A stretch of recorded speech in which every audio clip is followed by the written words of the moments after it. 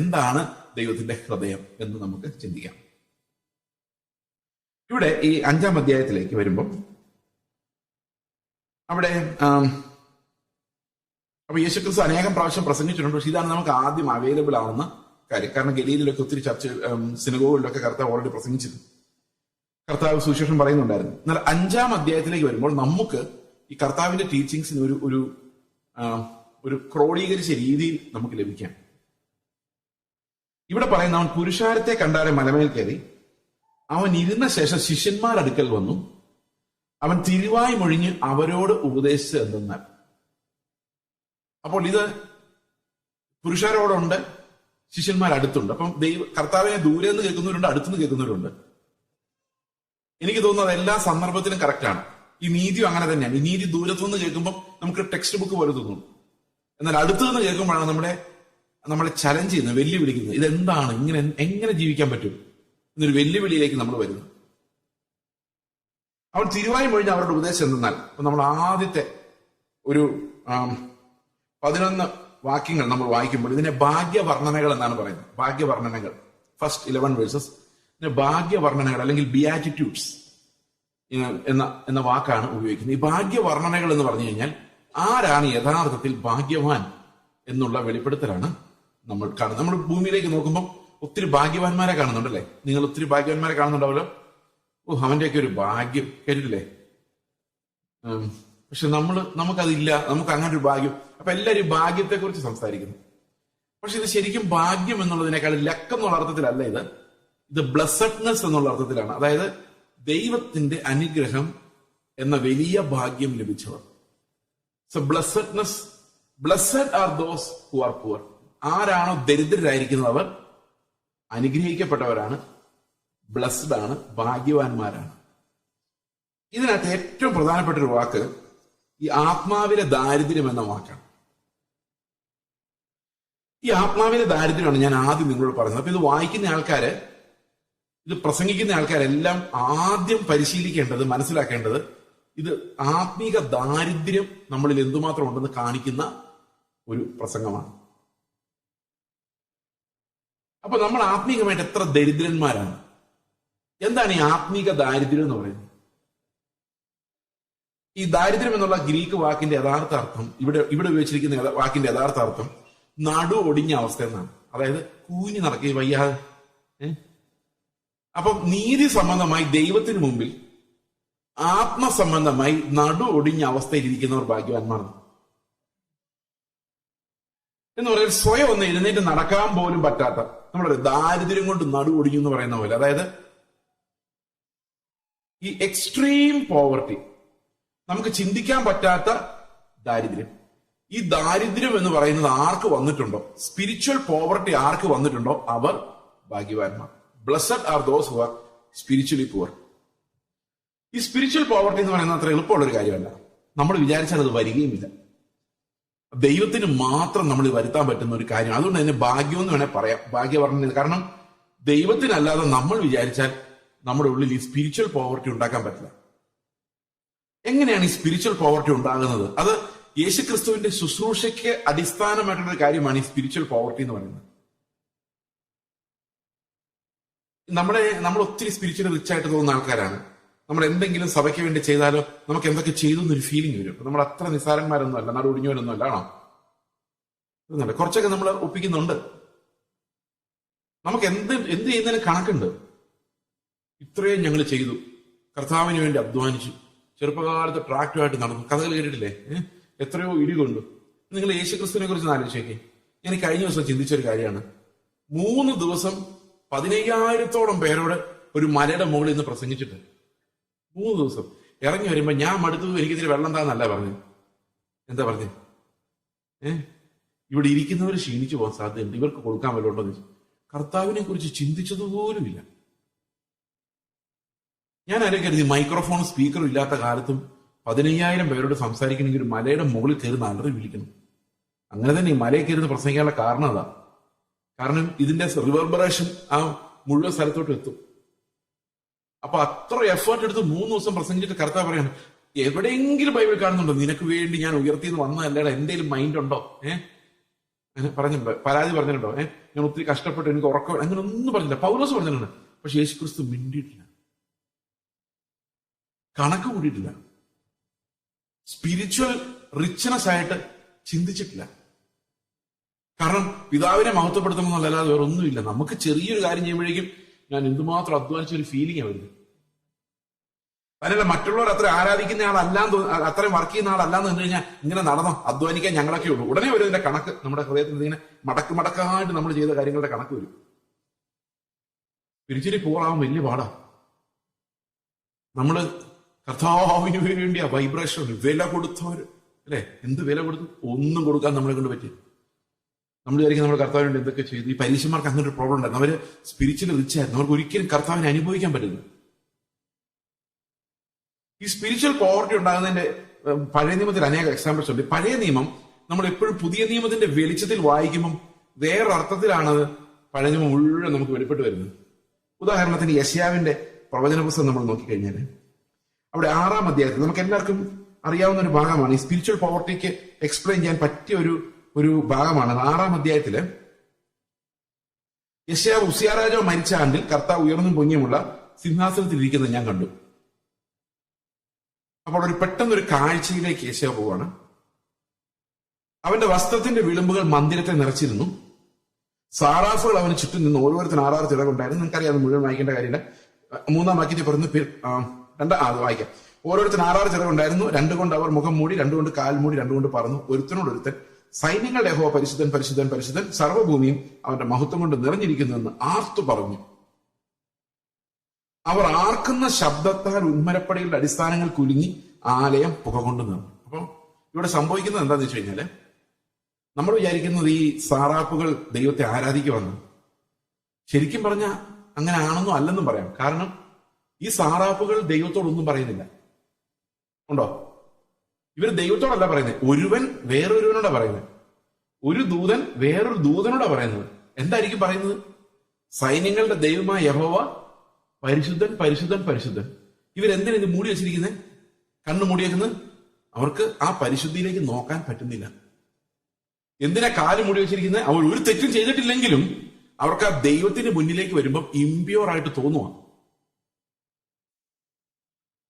ദൂതന്മാർ ഒരു തെറ്റും ചെയ്യാതിരിക്കുമ്പോൾ തന്നെ ദൈവത്തിന് മുമ്പിലേക്ക് വരുമ്പം ഈ ദൈവത്തെ നോക്കാനുള്ള പരിശുദ്ധിയോ കാല് കാണിക്കാൻ, അതായത് നമ്മുടെ നടപ്പ്, ഈ ദൂതന്മാർ എന്ത് ചെയ്തിട്ടാ? പാവങ്ങൾ ഒന്നും ചെയ്തിട്ടില്ല, ഒരു തെറ്റും ചെയ്തിട്ടില്ല. പക്ഷെ അവർക്ക് ഈ ദൈവത്തിന്റെ മുന്നിലേക്ക് വരുമ്പോൾ ഒരു ഇമ്പ്യൂർ ആണ് ഞാനെന്നൊരു ഫീലിംഗ് ഉള്ളിലേക്ക് വരുക. നിലത്ത് നിൽക്കാൻ അവർക്ക് പറ്റുന്നില്ല. അവരുടെ വെപ്രാളമാണ് ശരിക്കും കാണിക്കുന്നത്. ആ വെപ്രാളത്തിന്റെ ശബ്ദം കേൾക്കുമ്പോൾ യെശയ്യാവിന്റെ മനസ്സിലൂടെ പോകുന്നത് എന്നറിയോ? ഇത്രയും വിശുദ്ധരായ ദൂതന്മാർ ദൈവത്തെ നോക്കാനും അവന്റെ മുഖത്ത് നോക്കി നീ പരിശുദ്ധത്ത് പറയാൻ പോലും പേടിച്ചിട്ട് ഇവര് മുഖം മൂടി അങ്ങോട്ടും ഇങ്ങോട്ടും വിസ്പർ ചെയ്തുകൊണ്ടിരിക്കുമ്പം ഞാൻ വിശുദ്ധനാന്ന് വിചാരിച്ച് നാട്ടുകാരെ മുഴുവൻ ചീത്ത പറഞ്ഞുകൊണ്ടിരിക്കുന്നു. എന്റെ ഈ കണ്ണ് സൈന്യങ്ങളുടെ ദൈവമായ കർത്താവിനെ കണ്ടുപോയല്ലോ. അപ്പോ പെട്ടെന്ന് ഈ ഒന്നുമല്ലായ്മ ഇങ്ങോട്ട് വരുക, യെശയ്യാവിന്റെ ഉള്ളിലേക്ക് വരുക. ഒരു വെപ്രാളം, അയ്യോ ഒന്നുമല്ലാത്തൊരവസ്ഥയിൽ. ചില സമയത്ത് നമുക്ക് നമ്മളെ തന്നെ മറന്നു പോകുന്ന പോലെ രീതിയിൽ ഒരു വലിയ ഓസംനെസ്സിനകത്തോട്ട് ചെന്നങ്ങ് ചാടി യെശയ്യാവ്. ആ കാഴ്ച കണ്ടതോടെ യെശയ്യാവ് മാറിപ്പോയി. യെശയ്യാവ് മാറിപ്പോയെന്ന് മാത്രമല്ല, യെശയ്യാവിന്റെ ദൗത്യം തന്നെ മാറിപ്പോയി. അവിടെ വെച്ച്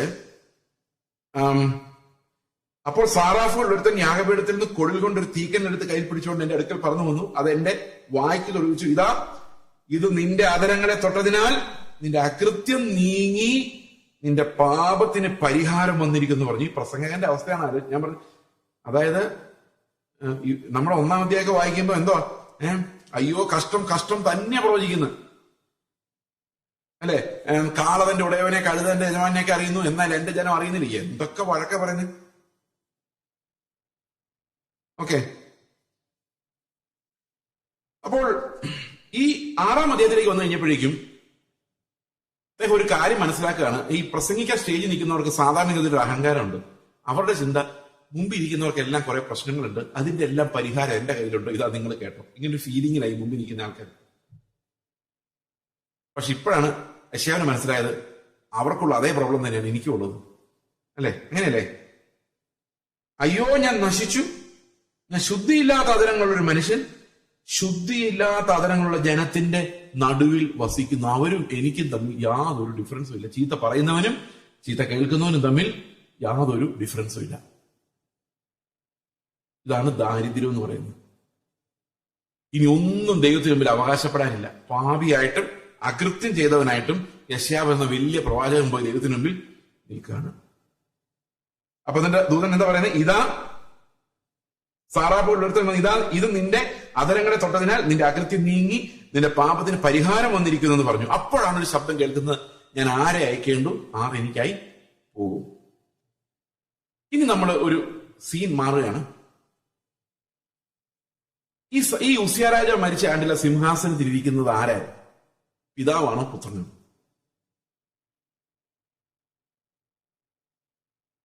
ഇവിടെ സൈന്യങ്ങളുടെ യഹോവ എന്ന് വ്യക്തമായിട്ട് എഴുതിയിട്ടുണ്ടല്ലേ? പക്ഷെ പിതാവാണോ പുത്രനാണോ? യോഹന്നാൻ പറയുന്ന പുത്രനാണ്. യോഹന്നാന്റെ സുവിശേഷം 12-ാം അധ്യായത്തിന്റെ 37-ാം വാക്യം വായിച്ച്. യോഹന്നാൻ 12-ാം അധ്യായത്തിന്റെ 37-ാം വാക്യം.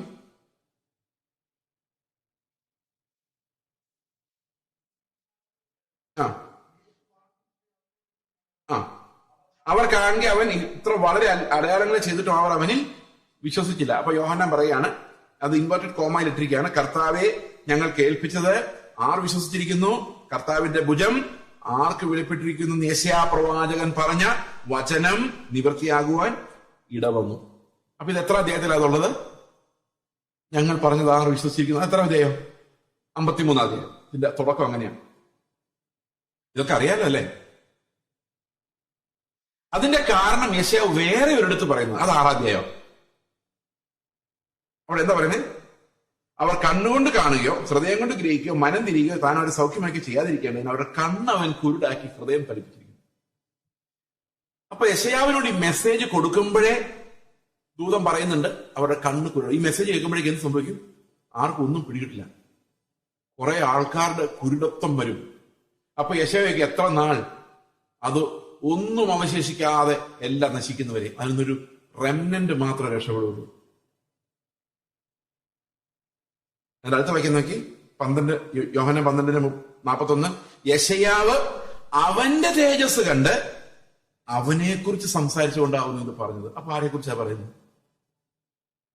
ആരെക്കുറിച്ചാ? അപ്പൊ യോഹന്നാൻ കാണുന്ന 2 കാഴ്ചകളാണ്. ഒന്ന്, ദൂതന്മാർ പോലും നോക്കാൻ ഭയപ്പെടുന്ന പുത്രന്റെ തേജസ്. 53-ാം അധ്യായത്തിലേക്ക് വരുമ്പോൾ കണ്ടാൽ ആളല്ലെന്ന് തോന്നുമാറ് തകർക്കപ്പെട്ട മരുഭൂമിയിലൂടെ രൂപഗുണമില്ലാതെ നമ്മുടെ അകൃത്യങ്ങളും വഹിച്ചുകൊണ്ട് നടക്കുന്ന ഒരു ദാസനായിട്ടും ഒരൊറ്റ ആളെയാണ് കാണുന്നത്. അപ്പൊ യെശയ്യാവ് ചോദിക്കുകയാണ്, ഞങ്ങൾ ഇങ്ങനെയൊക്കെ പറഞ്ഞാൽ ആരെങ്കിലും വിശ്വസിക്കുമോ?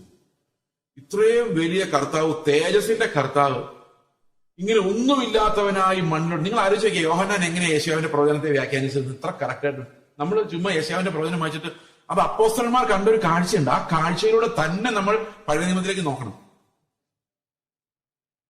അപ്പൊ ഇവിടെ എന്താ സംഭവിച്ചിരിക്കുന്നത്? പുത്രനെ കുറിച്ചുള്ള 2 വിഷൻസ് ആണ് ഈ യെശയ്യാവിന്റെ പ്രവചനത്തിന്റെ പ്രധാനപ്പെട്ട കീ പോയിന്റ്സ്. ഒന്ന്, സിംഹാസനസ്ഥനായ ദൂതന്മാർ പോലും നോക്കാൻ ഭയപ്പെടുന്ന തേജസ്സുള്ള കർത്താവായിട്ടും, അതേ കർത്താവിനെ ഏറ്റവും താണവനായി, തകർക്കപ്പെടുന്നവനായി, മറ്റുള്ള അതിക്രമങ്ങൾ നിമിത്തം തകർക്കപ്പെടുന്നവനായ ഒരു ദാസനായിട്ടും ഒരേ സമയത്ത് യെശയ്യാവ് ചിന്തിക്കുകയാണ്, ഇത് ആരെങ്കിലും പറഞ്ഞാൽ വിശ്വസിക്കുമോ? ദൈവം ഇങ്ങനെ ഇറങ്ങി വന്ന് ഈ മണ്ണിലൂടെ നടന്നു എന്ന് പറഞ്ഞാൽ ഞങ്ങൾ ഇങ്ങനെ പറഞ്ഞുകൊണ്ടിരുന്നാൽ ആരെങ്കിലും വിശ്വസിക്കും? അപ്പൊ നിങ്ങൾ ആലോചിച്ച് നോക്കണം, യെശയ്യാവ് ഇനി മേലിൽ പറയാൻ പോകുന്ന മൊത്തം യേശുക്രിസ്തുവിനെ കുറിച്ചാണ്. അതായത് ഈ തീക്കനൽ തൊടുവിച്ച ശേഷമാണ് യേശു ക്രിസ്തുവിനെ കുറിച്ച് ഒരു പ്രവചനം പറയാൻ യെശയ്യാവിന് പറ്റിയത്. അതുവരെയും കർത്താവിനെ കുറിച്ച് അവൻ നിശബ്ദനായിരുന്നു. എന്നാൽ 7-ാം അധ്യായത്തിൽ പറയാണ്, കന്യക ഗർഭിണിയായ ഒരു മകനെ പ്രസവിക്കും. ഇനി മൊത്തം അതാ. നിങ്ങൾ യെശയ്യാവിന്റെ പ്രവചനം വായിച്ചു നോക്കിയാൽ മെസ്സിയാനിക് പ്രോഫസീസിന്റെ ആ യേശു ക്രിസ്തുവിനെ കുറിച്ചുള്ള പ്രവചനങ്ങളുടെ ഒരു ഘോഷയാത്രയാണ് ഈ അതരം ശുദ്ധമായ അന്നേരം തൊട്ട്. ഇത് തന്നെയാണ് നമ്മൾ ഗിരിപ്രഭാഷണത്തിലും കാണുന്നത്. അതായത് ഗിരിപ്രഭാഷണം കർത്താവിനെ വെളിപ്പെടുത്തുമ്പോൾ ദൈവത്തിന്റെ നീതിയെ നമ്മൾ നോക്കുന്നത് ഇപ്പൊ ചെയ്ത് തീർത്തേക്കാന്നുള്ള രീതിയിലല്ല, വിറയലോടെയാണ്. കാരണം അത് നമ്മുടെ മുമ്പിൽ വെളിപ്പെടുന്നത് അതിഭയങ്കരമായ ദൈവിക തേജസ്സോടെയാണ്. ആ നീതിയുടെ വെളിപ്പാട്. ആ നീതിയുടെ മുൻപിലാണ് ഞാൻ നടു ഒടിഞ്ഞവനെ പോലെ നിൽക്കുന്നത്. മനസ്സിലാകുന്നുണ്ട് ഞാൻ പറയുന്നത്? അപ്പോൾ ആത്മീക ദാരിദ്ര്യം എന്ന് പറയുന്ന എന്റെ ഉള്ളിലേക്ക് വന്നെങ്കിൽ മാത്രമേ കർത്താവിന്റെ ചികിത്സ എനിക്ക്, ആ വൈദ്യനെ എനിക്ക് ലഭിക്കുകയുള്ളൂ. ഈ ഒരു ആത്മീക ദാരിദ്ര്യം ഉണ്ടാവുക, ഞാൻ നേരത്തെ പറഞ്ഞ പോലെ പ്രയാസമാണ്. അത് ദൈവത്തിന്റെ ഒരു വെളിപ്പാടിലൂടെ മാത്രം നമുക്ക് കിട്ടുന്ന കാര്യമാണ്. അവന്റെ പ്രസൻസിലൂടെ മാത്രം. ആരാണ് കർത്താവെന്ന് മനസ്സിലാകും തോറുമാണ് നമ്മൾ തകർക്കപ്പെട്ട് വരുന്നത്. എനിക്കൊന്നും അതുകൊണ്ടാ ഒരു ശരിയായ വർഷിപ്പ്, നമ്മൾ ശരിക്കും ദൈവത്തെ ആരാധിക്കണമെങ്കിൽ ഞാൻ എന്തെങ്കിലും ചെയ്തു, ഞാൻ അവരെക്കാൾ ഭേദം, നിങ്ങളൊക്കെ നന്നാത്, ഇതെന്റെ തലേന്ന് പോകണം. തലേന്ന് പോകാൻ ഭയങ്കര പാടാണ്. പക്ഷെ അത് പോയേ പറ്റും. അത് പോകാതെ നമുക്ക് കർത്താവിനെ അനുഭവിക്കാനോ അറിയാനോ സാധിക്കത്തില്ല. അപ്പോൾ അത് പുതിയ നിയമത്തിലേക്ക് വരുമ്പം, ഞാൻ രാവിലെ നിങ്ങളോട് പറഞ്ഞു എന്നാണ് എന്റെ ചിന്ത, പറഞ്ഞില്ലെങ്കിൽ ഞാൻ പറയാം. ഈ അനുസരണം, ഈ ഗിരിപ്രഭാഷണത്തിന്റെ അനുസരണം അത് എങ്ങനെ സാധിക്കും? അപ്പൊ ഇതെല്ലാം വായിക്കുമ്പോൾ നമ്മുടെ ഉള്ളിൽ ഉണ്ടാകുന്ന ഒരു സംശയമാണ്, ഇതെല്ലാം അനുസരിക്കാൻ പറ്റും? അപ്പൊ നിങ്ങളുടെ കണ്ണ് നിങ്ങൾക്ക് ഇടർച്ച വരുന്നുണ്ടെങ്കിൽ ചൂടിനെടുത്ത് എറിഞ്ഞു കളയുക. കണ്ണിടർച്ച വരുന്നുണ്ടോ? കണ്ണിടർച്ച വരുന്ന കൈ വയ്ക്കും. അയ്യോ, ഇടർച്ചയേ ഉള്ളൂ. നമ്മൾ എവിടെ നോക്കിയാലും ഇടർച്ച. ഒരു നല്ല വണ്ടി കാണും, നമുക്ക് തോന്നുന്നു ഇത് മേടിച്ചാൽ കൊള്ളായിരുന്നു. ആരാ ഇത് കാണിച്ചു തരുന്നത്? കണ്ണ്. ഈ കണ്ണെന്ന് പറഞ്ഞൊരു സാധനം ഇല്ലായിരുന്നെങ്കിൽ വീടിന് ഏത് ടൈൽസ് ഇടും നമ്മൾ നോക്കണ്ട. ഡ്രസ്സ് ഏതായിട്ടിരിക്കുന്ന വെള്ളവസ്ത്രം തന്നെ ഇട്ടിട്ടുണ്ടോ എന്ന് നോക്കണ്ട, അല്ലെ? നിങ്ങൾക്ക് കണ്ണിന് കാഴ്ചയില്ലായിരുന്നു, ഞാൻ വെള്ളവസ്ത്രം ഇട്ടിട്ടില്ല, നിങ്ങൾക്ക് മനസ്സിലാവുമായിരുന്നു? ഇല്ല. ആരുടെ ആഭരണം ഇടാതെ വന്നാൽ നിങ്ങൾക്ക് മനസ്സിലാവുമോ? ഇല്ല. ആ ആഭരണം ഇട്ടുണ്ടോ എന്നോ മനസ്സിലാവുമോ? ഒന്നും മനസ്സിലാവൂല. നമ്മളിങ്ങനെ തപ്പി നടക്കും. ആരുടെ മോഹവുമില്ല, ഒന്നും കണ്ടിട്ടുമില്ല. എങ്ങനെയുണ്ട്? ഒരു വലിയ പങ്ക് ഇടർച്ച അങ്ങ് പോയേനെ. ആ ഡ്രസ്സ് വാങ്ങിച്ചാൽ കൊള്ളാം, അത് പോയേനെ. അങ്ങനെ ഒരു വീട് പണിതാ കൊള്ളാം, പോയേനെ. എല്ലാം പോയേനെ. ഞാൻ ഒരു ദിവസം കർത്താവിനെ പറഞ്ഞു, എന്റെ കർത്താവ് ഈ കണ്ണും കൊണ്ട് എന്ത് ദോഷമാണ്. മൊത്തം ദോഷങ്ങൾ കണ്ണിനകത്തോടെ കയറി വരുന്നവരാണ് എനിക്ക് തോന്നുന്നത്. ഇത് ഞാൻ ആന്ധ്രയിലായിരിക്കുമ്പോഴാണ്, ഞങ്ങൾ ആന്ധ്രയിൽ പോയിരിക്കുന്ന സമയത്ത്. പക്ഷെ നേരം വെളുത്ത് എഴുന്നേറ്റപ്പോണ്ടല്ലോ എന്റെ 2 കണ്ണും നീര് വെച്ചിരിക്കുന്നു. രാത്രി ഇങ്ങനെ പറഞ്ഞിട്ട് കിടന്നേ ഉള്ളൂ. നേരം വെളുത്ത് എഴുന്നേറ്റ് 2 കണ്ണും നീര് വെച്ചിരിക്കും. ഭയങ്കര വേദന. ഡോക്ടറെ അടുത്ത് കഴിഞ്ഞപ്പോൾ ഡോക്ടർ പറയാം, ഗ്ലൂക്കോമയാണ്, കണ്ണിന്റെ കാഴ്ച കുറഞ്ഞുകൊണ്ടിരിക്കും. അപ്പൊ ശരിക്കും ആശ്വാസമായല്ലേ എനിക്ക്? എന്താ കാരണം? ഇനി ഒന്നും കാണണ്ടല്ലോ, ഇനി ഇടർച്ച കുറഞ്ഞില്ല, അത്രയും കുറഞ്ഞില്ലേ അല്ലെ? കണ്ണിടർച്ച വരുത്തി എന്ത് ചെയ്ത് കളയണം? അന്ന് ഞാൻ മനസ്സിലാക്കി ഞാൻ ആരാന്ന്. ഞാൻ കർത്താവിനെ നിലവിളിച്ച, എന്റെ കർത്താവേ, ഞാൻ മര്യാദയ്ക്ക് ജീവിച്ചോളാം, എന്റെ കണ്ണ് നീ ഒന്നും ചെയ്യല്ലേ നിലവിളിച്ച്. ഇത്ര നാളിട്ടൊന്നും പറ്റിയിട്ടില്ല. അപ്പം എന്നോട് കർത്താവ് പറഞ്ഞു, എന്താ നീ ചൂടിനെടുത്തെറിഞ്ഞ് കളയാൻ പോയിട്ട് ഞാൻ എടുത്താൽ പോലും നീ സമ്മതിക്കില്ല. അതാണ് ഇത്രയും വലിയ പ്രശ്നക്കാരനായ ഞാനാണ് ഇതിനെക്കുറിച്ച് ഇനി പ്രസംഗിക്കാൻ പോകുന്നത്. നിങ്ങൾ ആലോചിക്കുക. അപ്പൊ ഇതെങ്ങനെ അനുസരിക്കും എന്നുള്ളൊരു വലിയ ചോദ്യം നമ്മുടെ മുമ്പിലേക്ക് വന്നു കിടക്കുക. കൈ വെട്ടിക്കളയുക, സഹോദരൻ പുതപ്പെടുത്ത ഉടുപ്പും കൂടെ കൊടുത്തു വിടുക, ആരെങ്കിലും നിങ്ങളുടെ അതിര് മന്തിയല്ല സ്ഥലം മൊത്തത്തോടെ കൊടുത്തേക്കും,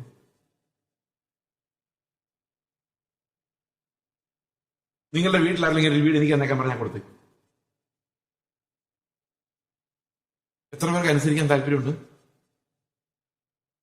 ഭയങ്കര പ്രശ്നമാണ്. അപ്പൊ ഇതെങ്ങനെ ഇതിനകത്തോട്ട് നമ്മൾ കയറും? നിങ്ങൾക്ക് ധൈര്യം ഉണ്ടോ കയറാൻ? ഞാനുള്ള സത്യം പറയട്ടെ, എനിക്ക് 19 വയസ്സായി. 19 50 വയസ്സായി. ഇന്നേ വരെ ഈ ഗിരിപ്രഭാഷണത്തിൽ ഒരു കൽപ്പന പോലും അനുസരിച്ച് ഒരാളെ പോലും ഞാൻ കണ്ടില്ല. ഈ ഷാർജയിൽ അങ്ങനെ ആരെങ്കിലും ഉണ്ടെങ്കിൽ അടുത്ത ഞായറാഴ്ചയ്ക്ക് മുമ്പിൽ എന്നെ ഒന്ന് പരിചയപ്പെടുന്നു. ഞാനിത് പറയാൻ കാരണം, ഈ നീതി ഇല്ലാത്ത ഒരാൾ സ്വർഗത്തിൽ പോകത്തുമില്ല. അതും എന്നാ പിന്നെ കർത്താവ് വിചാരിക്കാണ്, ഇത് ഭയങ്കര പാടാ, എന്നാ പിന്നെ ഇവരെ ഇട്ടേക്കാം, അനുസരിക്കണ്ട, പോട്ടെ. ഞാൻ പിന്നെ ചുമ്മാ അങ്ങ് പറഞ്ഞതേ ഉള്ളൂ, ഒരു കേക്ക് വേണേ നീ ഞെട്ടിപ്പിക്കാൻ വേണ്ടി. അതുകൊണ്ട് അനുസരിച്ചില്ലെങ്കിലും കുഴപ്പമില്ല, പോട്ടെ എന്ന് കർത്താവ് പറയുവാണെങ്കിൽ കുഴപ്പമില്ലെന്ന്. പക്ഷെ ഇത് അനുസരിക്കാത്ത ഒരുത്തനും ദൈവരാജ്യത്തിൽ പ്രവേശിക്കില്ല എന്ന് കർത്താവ് കൃത്യമായിട്ട് പറഞ്ഞിട്ടുണ്ട്. അപ്പൊ ഇത് അനുസരിച്ചേ പറ്റൂ. പക്ഷെ അനുസരിക്കുന്ന ഒരാളെ പോലും നമ്മൾ കണ്ടിട്ടുമില്ല. അപ്പൊ ആരെങ്കിലും സ്വർഗത്തിൽ കാണുമോ എന്ന് ചോദിച്ചു കഴിഞ്ഞാൽ, നിങ്ങൾക്കറിയാം, അതാണ് ഇത് പഠിക്കുമ്പോൾ നമ്മൾ ശ്രദ്ധിക്കേണ്ട കാര്യങ്ങൾ. ആരെങ്കിലും ഒരാൾ സ്വർഗത്തിൽ കാണുമോ എന്ന് ചോദിച്ചു കഴിഞ്ഞാൽ നമുക്കൊരു ഉത്തരവില്ല. നമ്മുടെ പ്രത്യാശയെല്ലാം ആവിയായി പോകും. കാരണം ഇതനുസരിക്കാത്തവനോട് കേട്ടത്തില്ല. ഇതനുസരിച്ച് ആരെയും ഞാൻ കണ്ടിട്ടുമില്ല.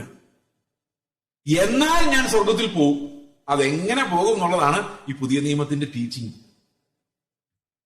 അനുസരിക്കാത്ത ആരോടെ പോകില്ല, അനുസരിക്കുന്ന ആരെ ഞാൻ കണ്ടിട്ടില്ല. പക്ഷെ ഞാൻ പോകും. എങ്ങനെ പോകും? അതുകൊണ്ട് അപ്പോസ്തലന്മാർ പറയുന്നത് ഞങ്ങൾ അപ്പോസ്തലന്മാരായത് തന്നെ ഇത് അനുസരിപ്പിക്കാൻ വേണ്ടിയാണ്. റോമാലേഖനം 6:1 പറയുന്നത് സകല ജാതികളിലും വിശ്വാസത്തിന് അനുസരണം വരുത്തേണ്ടതിന്. 1 പത്രോസ് 1:2 പറയുന്നത് ആത്മാവിന്റെ വിശുദ്ധീകരണം പ്രാപിച്ച് അനുസരണം കാണിക്കേണ്ടതിന്. അപ്പൊ ഇതെല്ലാം എഴുതി വെച്ചിരിക്കുന്നത് എന്തിനു വേണ്ടിയാ? നമ്മളെ ഇത് അനുസരിപ്പിക്കാൻ വേണ്ടി. അപ്പൊ റോമാലേഖനം മുതൽ യൂദായുടെ ലേഖനം വരെ എഴുതിയേക്കുന്ന എന്നാന്നറിയാം? ഈ പ്രശ്നം എങ്ങനെ സോൾവ് ചെയ്യാമെന്ന. ദൈവം സഹായിച്ച് ആരും തിരിഞ്ഞു നോക്കാത്തതുകൊണ്ട് ഇതെന്താണ് ഒരു പിടിയും ആർക്കുമില്ല. പക്ഷെ ഇതിനകത്ത് കൃത്യമായ ഉത്തരവുണ്ട് എങ്ങനെയാണ് നമ്മൾ ഇത് അനുസരിക്കുന്നുള്ളത്. അപ്പം ഗിരിപ്രഭാഷണം പഠിക്കുക എന്നുള്ളതിനേക്കാളും നമ്മളത് ഓരോ വാക്യവും പഠിക്കും ഈ ദിവസങ്ങളിൽ. പക്ഷെ അതെങ്ങനെ നമുക്ക് അനുസരണമായി മാറുന്നുള്ളതല്ലേ അതിന്റെ പ്രധാന വിഷയം, അല്ലെ? ആ അനുസരണമായി നമുക്കിത് മാറിയില്ലെങ്കിൽ എന്ത് പഠിച്ചിട്ട് എന്ത് കാര്യം? ഞങ്ങൾക്ക് ഗിരിപ്രഭാഷണത്തിന്റെ ക്ലാസ് ആയിരുന്നു. ഒരാളെ ചെയ്സ് എന്ന് പറഞ്ഞ ഒരുത്തിനാണ് നിന്ന് പഠിപ്പിച്ചത്. പുള്ളി പറഞ്ഞ എന്താ മനസ്സിലായി? പുവർ എന്ന് പറഞ്ഞു കഴിഞ്ഞാൽ ആ വാക്ക് ഗ്രീക്കിൽ ടോക്കോസ് എന്നാണ്. ടോക്കോസ് പറഞ്ഞു കഴിഞ്ഞാൽ നടു ഒടിഞ്ഞുകൊണ്ടാണ് അർത്ഥം. അതിനെന്താ? അതിനൊന്നുമില്ല. ഞങ്ങൾക്ക് ആ കാര്യങ്ങളൊക്കെ മനസ്സിലായി. ആണോ? മനസ്സിലായി. ഓക്കെ. ഇങ്ങനെ പഠിച്ചിട്ട് വല്ല കാര്യമുണ്ടോ സഹോദരൻ? ഇങ്ങനെയാണ് സാത്താൻ വചനം പഠിക്കുന്നത്. അവൻ എല്ലാവരെയും എല്ലാ വാക്യവും അറിയാം, തിയോളജി അറിയാം. പക്ഷെ അതുകൊണ്ട് ഒരു പ്രയോജനമില്ല. ഈ പ്രയോജനമില്ലാതെ എത്ര പഠിച്ചിട്ടും കാര്യമില്ല. അപ്പൊ നമ്മൾ ഈ വാക്യങ്ങളെല്ലാം വായിക്കുമ്പം നമ്മളിത് ഗിരിപ്രഭാഷണത്തെ കുറിച്ച് നല്ലൊരു പ്രസംഗം കേട്ടു. ഞാൻ ഒരു കാര്യം നിങ്ങൾ പറയാം, ഞാൻ പ്രസംഗിക്കാൻ വന്ന ആളല്ല.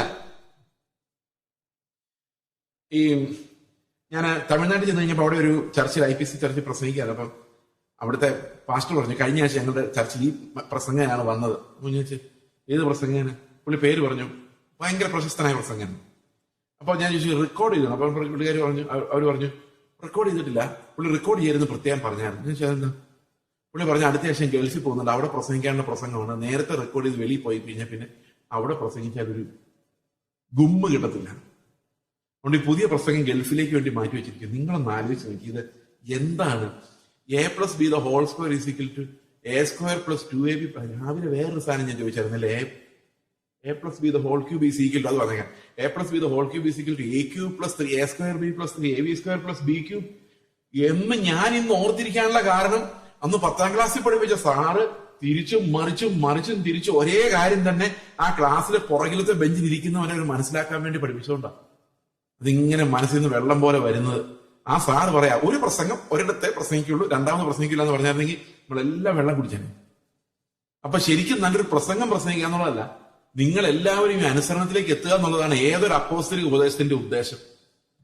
അതിന് ഒരു കാര്യം ചിലപ്പോൾ 10 പ്രാവശ്യം പറഞ്ഞിട്ട് വരും. കാരണം അവരുടെ പുറകെ എന്ന് പറയണേ മനസ്സിലായില്ല പക്ഷെ വീണ്ടും അത് പറയും. കാരണം എന്താണെന്ന് വെച്ച് കഴിഞ്ഞാൽ നമ്മളിന്ന് ഒരു പ്രസംഗം 7 ദിവസം കേട്ടിട്ട് ഒരു പ്രയോജനമില്ല. ഞങ്ങൾ ബൈബിൾ സ്റ്റഡി നടത്തി കേട്ടോ എന്ന് പറയുന്നത് എന്ത് പ്രയോജനം? We need to see how we can obey it. ആ ഒബീഡിയൻസ് ആയിട്ട് വരുന്ന എങ്ങനെയാണെന്ന് നമ്മൾ അറിയണം. ഈ അപ്പോസ്തലിക ശുശ്രൂഷകളുടെ തന്നെ കാരണം എന്തിനാണ് ദൈവം അപ്പോസ്തലന്മാരെയും പ്രവാചകന്മാരെയും ഇടയന്മാരെയും ഇവരെയൊക്കെ നിയമിച്ചെന്നറിയോ? നമ്മളെല്ലാം ഇതിന്റെ അനുസരണത്തിലേക്കും ക്രിസ്തുവിന്റെ തികഞ്ഞ പുരുഷത്വത്തിലേക്കും വരാൻ വേണ്ടിയാണ്. വേറെ ഒരു ഉദ്ദേശമില്ല. കൃപാവരങ്ങൾ നമുക്ക് നൽകിയതും ഇതിന്റെ അനുസരണത്തിലേക്ക് വരാൻ വേണ്ടിയാണ്. അപ്പം നമ്മൾ മനസ്സിലാക്കണം, നമ്മളെപ്പോലെ പാപികളും ദരിദ്രരും ആത്മീകമായി ഒന്നും ചെയ്യാൻ കഴിവില്ലാതെ ഇൻകപ്പാസിറ്റേറ്റഡ് ആയിട്ടുള്ള നമ്മള് ഇത് അനുസരിക്കുന്നവരായി മാറണമെങ്കിൽ വലിയൊരു പണി നമ്മുടെ അകത്ത് നടക്കണം. അത് നടക്കാതെ നമുക്ക് ഇത് അനുസരിക്കുന്നവരായി മാറാൻ സാധിക്കത്തില്ല. ഈ ഗിരിപ്രഭാഷണം എന്റെ പോക്കറ്റിൽ ഇരിക്കുന്ന നീതിയാണെന്നുള്ള രീതിയിൽ എടുത്ത് കൈകാര്യം ചെയ്യാൻ പറ്റില്ല. അത് വിശ്വാസത്താൽ മാത്രം സമീപിക്കാൻ പറ്റുന്ന, റെവറൻസോട് കൂടി മാത്രം സമീപിക്കാൻ പറ്റുന്ന ക്രിസ്തുവിന്റെ നീതിയാണ് ഈ ന്യൂ ടെസ്റ്റാമെന്റിൽ വെളിപ്പെട്ട് വരുന്നത്. ഈ ക്രിസ്തുവിന്റെ നീതിയെ കുറിച്ച് പറയുമ്പോൾ നമ്മളൊരു കാര്യം മനസ്സിലാക്കണം. എന്തിനാണ് അങ്ങനെ ഒരു നീതി ദൈവം പ്രസന്റ് ചെയ്യുന്നത്? ദൈവം ഇങ്ങനെ നമ്മളെ ദരിദ്രരാക്കുന്ന, നമ്മളെ നിസ്സഹായരാക്കുന്ന ഒരു നീതി പ്രസന്റ് ചെയ്യാനുള്ള കാരണം എന്താണ്? അതിന്റെ കാരണം റോമാലേഖനം 3-ാം അധ്യായത്തിൽ പറയുന്നുണ്ട്. റോമാലേഖനം 3-ാം അധ്യായത്തിന്റെ 9-ാം വാക്യത്തിൽ പറയുന്നത് എന്താണ്? ആകയാൽ നമുക്ക് എന്തെങ്കിലും വിശേഷതയുണ്ടോ? യഹൂദന്മാരും യവനന്മാരും ഒരുപോലെ പാപത്തിൻ കീഴാകുന്നുവെന്ന് നാം മുൻപേ തെളിയിച്ചുവല്ലോ. അപ്പൊ എല്ലാവരും ഒരുപോലെ ദരിദ്രരാണ്.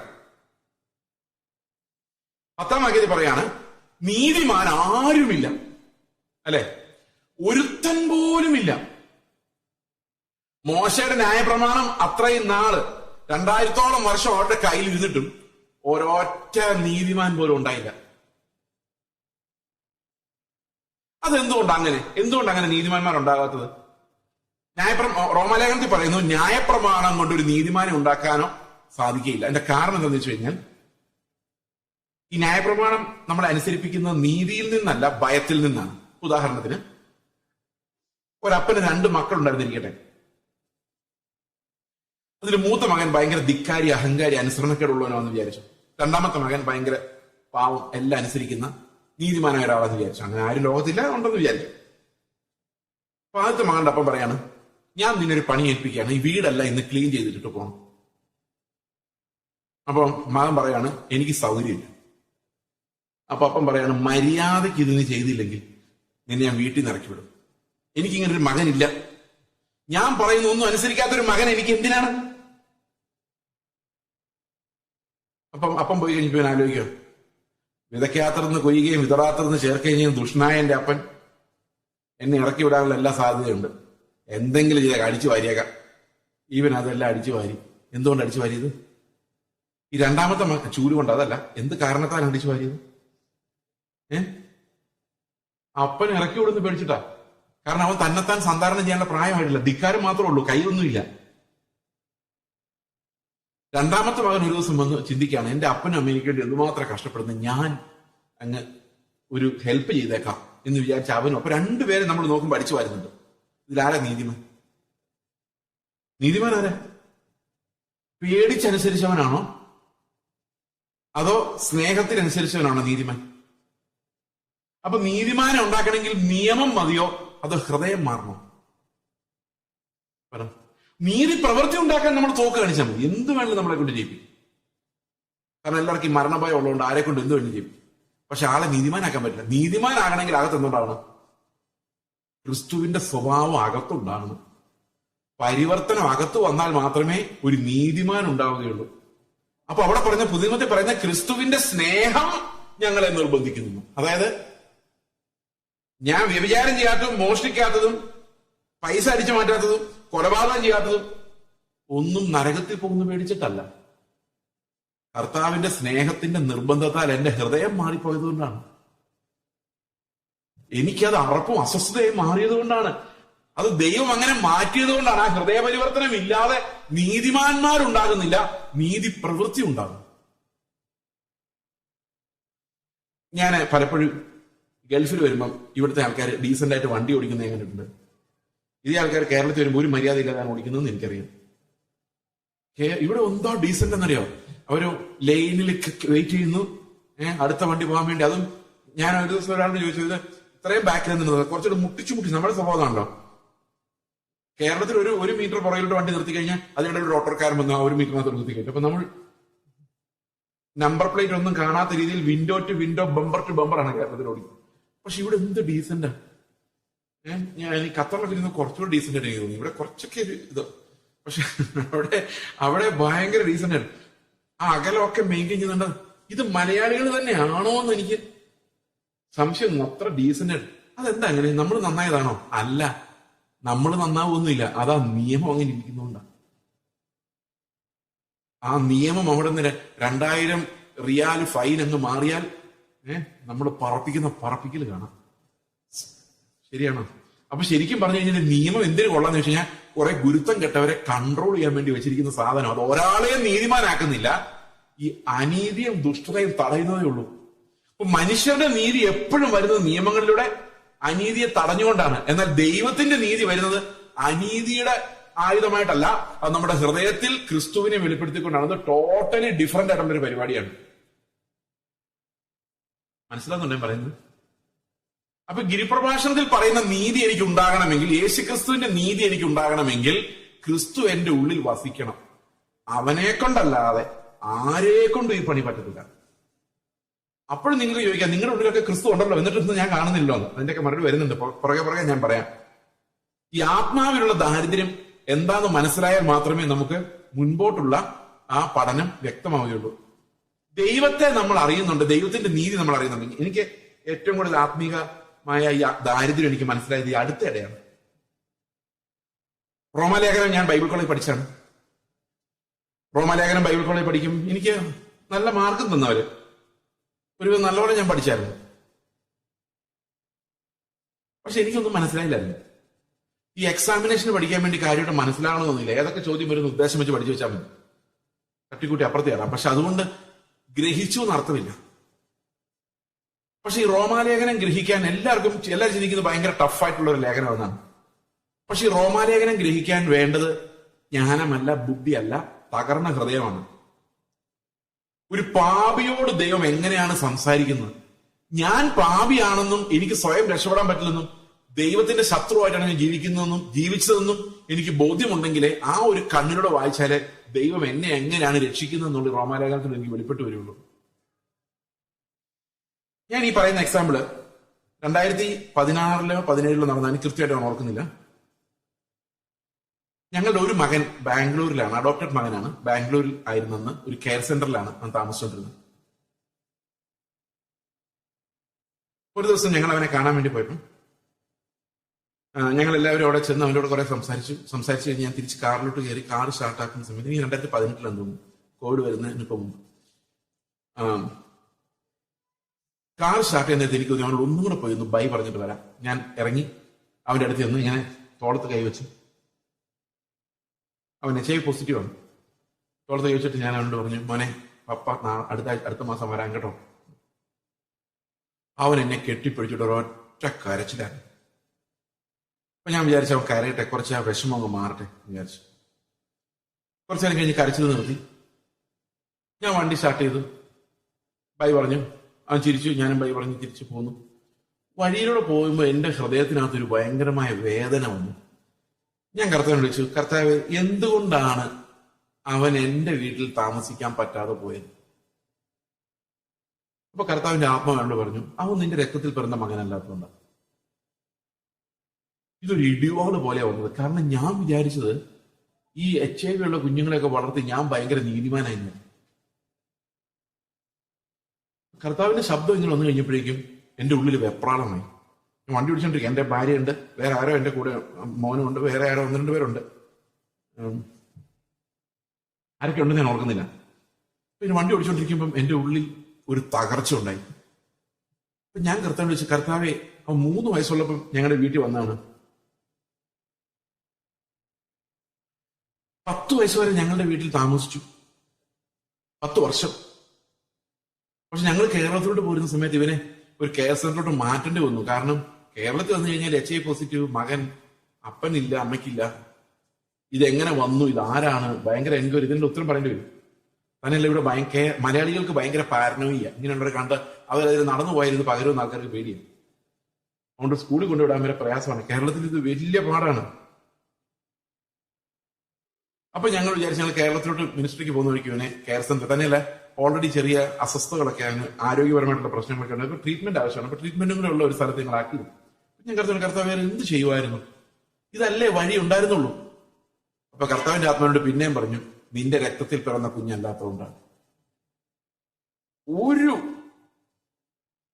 ഒരു തരത്തിലും ദൈവം സമ്മതിക്കുന്നില്ല ഞാൻ നീതിമാനാണെന്ന് സമ്മതിക്കുന്നില്ല. ഞാൻ നീതിമാനെന്ന് സമ്മതിച്ച് എനിക്ക് സമാധാനമായിട്ട് വണ്ടി പിടിച്ചു പോകാം.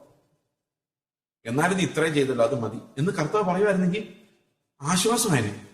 പക്ഷെ അങ്ങനെ കർത്താവ് പറയുന്നില്ല. അപ്പൊ ഞാൻ ആലോചിച്ചു, എന്റെ സ്വന്തം രക്തത്തിൽ പിറന്ന കുട്ടിക്കാണ് ഇങ്ങനെ ഉണ്ടായതെങ്കിൽ ഞാൻ അവനെ ബാംഗ്ലൂരിലെ കെയർ സെന്ററിൽ വിട്ടിട്ട് എറണാകുളത്ത് വാടകയ്ക്ക് വീടെടുത്ത് താമസിക്കുമോ? ഒരിക്കലുമില്ല. ഞാൻ എല്ലാ നിമിഷവും അവന്റെ കൂടെ ചെലവഴിക്കാൻ ഇഷ്ടപ്പെട്ടേനെ. ഞാൻ ബാംഗ്ലൂരിലൊരു വീടെടുത്തേനെ. അവന്റെ കൂടെ ഇരുന്ന് എല്ലാ ദിവസവും കരഞ്ഞേനെ. എനിക്ക് ഇമോഷൻസ് വരുന്നില്ല. എനിക്കറിയാം അവന് വയ്യെന്നറിയാം, എടുക്കുമ്പോഴേ വയ്യായിരുന്നു. I am adjusted to it. എനിക്ക് അതൊരു കരച്ചിലായിട്ട് മാറുന്നില്ല. അപ്പൊ മകനോടുള്ള സ്നേഹം പോലും അവന് കൊടുക്കാൻ പറ്റുന്നില്ല. അവൻ എന്നെ കെട്ടിപ്പിടിച്ച് കയറുന്നത് എനിക്ക് അവനോടുള്ള സ്നേഹമല്ല, അവൻ എന്നോടുള്ള സ്നേഹമാണ്. എനിക്ക് സ്നേഹിക്കാൻ ഒത്തിരി ആൾക്കാരുണ്ട്, അവൻ വേറെ ആരും ഇല്ല. ഇത് എന്നെ പൊളിച്ചു കളഞ്ഞു. ഞാൻ കർത്താവിനോട് പറഞ്ഞു, കർത്താവെ, ഞാൻ ബാംഗ്ലൂർ വന്ന് റൂം എടുത്ത് ഞങ്ങള് താമസിക്കാം. കർത്താവിന്റെ ആത്മാവിനോട് പറഞ്ഞു, നീ ആ കെട്ടിടത്തിന്റെ അകത്ത് താമസിച്ചാലും നിന്റെ ഹൃദയം പോക്കാണ്. അതിനകത്ത് ഈ സ്നേഹം ഉണ്ടാക്കാനുള്ള കഴിവ് നിനക്കില്ല. അതിനുള്ള ഹോർമോൺ ഇല്ല. നമ്മൾ തമ്മിൽ തെല്ലിക്കാനുള്ള ഹോർമോൺ നമുക്ക് ഇഷ്ടം പോലെ ഉണ്ടെങ്കിലും ഈ സ്നേഹം അകപ്പെ ഉണ്ടാക്കുന്ന ഒരു ഹോർമോൺ ഇല്ല. ഈ സ്നേഹത്തിന്റെ നിർബന്ധത്താൽ മാത്രം അനുസരിക്കാൻ പറ്റുള്ളൂ എന്ന് പറയുമ്പോൾ ഒരു കുഴപ്പമുണ്ട്. ഈ സ്നേഹം ഉണ്ടാക്കാനുള്ള ഹോർമോൺ ഇല്ല നമുക്ക്. നിങ്ങൾ ആലോചിച്ചിട്ടുണ്ടോ, യേശുക്രിസ്തുവിന് മുമ്പ് മനുഷ്യരെ സ്നേഹിച്ച, പാപങ്ങളെ സ്നേഹിച്ച, പാവികളെ സ്നേഹിച്ച, ശത്രുക്കളെ സ്നേഹിച്ച ഒരൊറ്റ രാജാവ് അല്ലെങ്കിൽ ഒരൊറ്റ നേതാവിന്റെ കഥയുണ്ടോ യേശുക്രിസ്തുവിന് മുമ്പ്? ഇല്ല. ബുദ്ധൻ പറഞ്ഞത് ഉപദ്രവിക്കില്ലെന്ന അഹിംസ, സ്നേഹം എന്നൊരു വാക്ക് ഉപയോഗിച്ചിട്ടില്ല. ഒരു നോവലിൽ പോലുമില്ല, ഒരു നാടകത്തിൽ പോലുമില്ല. അങ്ങനെ ഒരു ആശയമില്ലായിരുന്നു. യേശുക്രിസ്തു ഭൂമിയിലേക്ക് വരുന്നവനെ സ്നേഹമെന്ന ഒരാശയം പോലും ഉണ്ടായിരുന്നില്ല. എല്ലാം തമ്മിൽ തല്ലിയും കൊന്നും ഒരു കരുണയില്ലാത്ത മനുഷ്യരായിരുന്നു. ഇപ്പോഴാണ് ക്രിസ്ത്യൻ മൊറാലിറ്റി ലോകം മുഴുവൻ വന്നപ്പോഴേക്കും സ്നേഹിക്കണമെന്നൊരാശയം നമ്മുടെ ഉള്ളിൽ തോന്നുന്നു. സ്നേഹമാണ് അഖില സാരമൊഴി എന്നൊക്കെ ആൾക്കാർ എഴുതാൻ തുടങ്ങിയത് ക്രിസ്തുവിന് ശേഷമാണ്.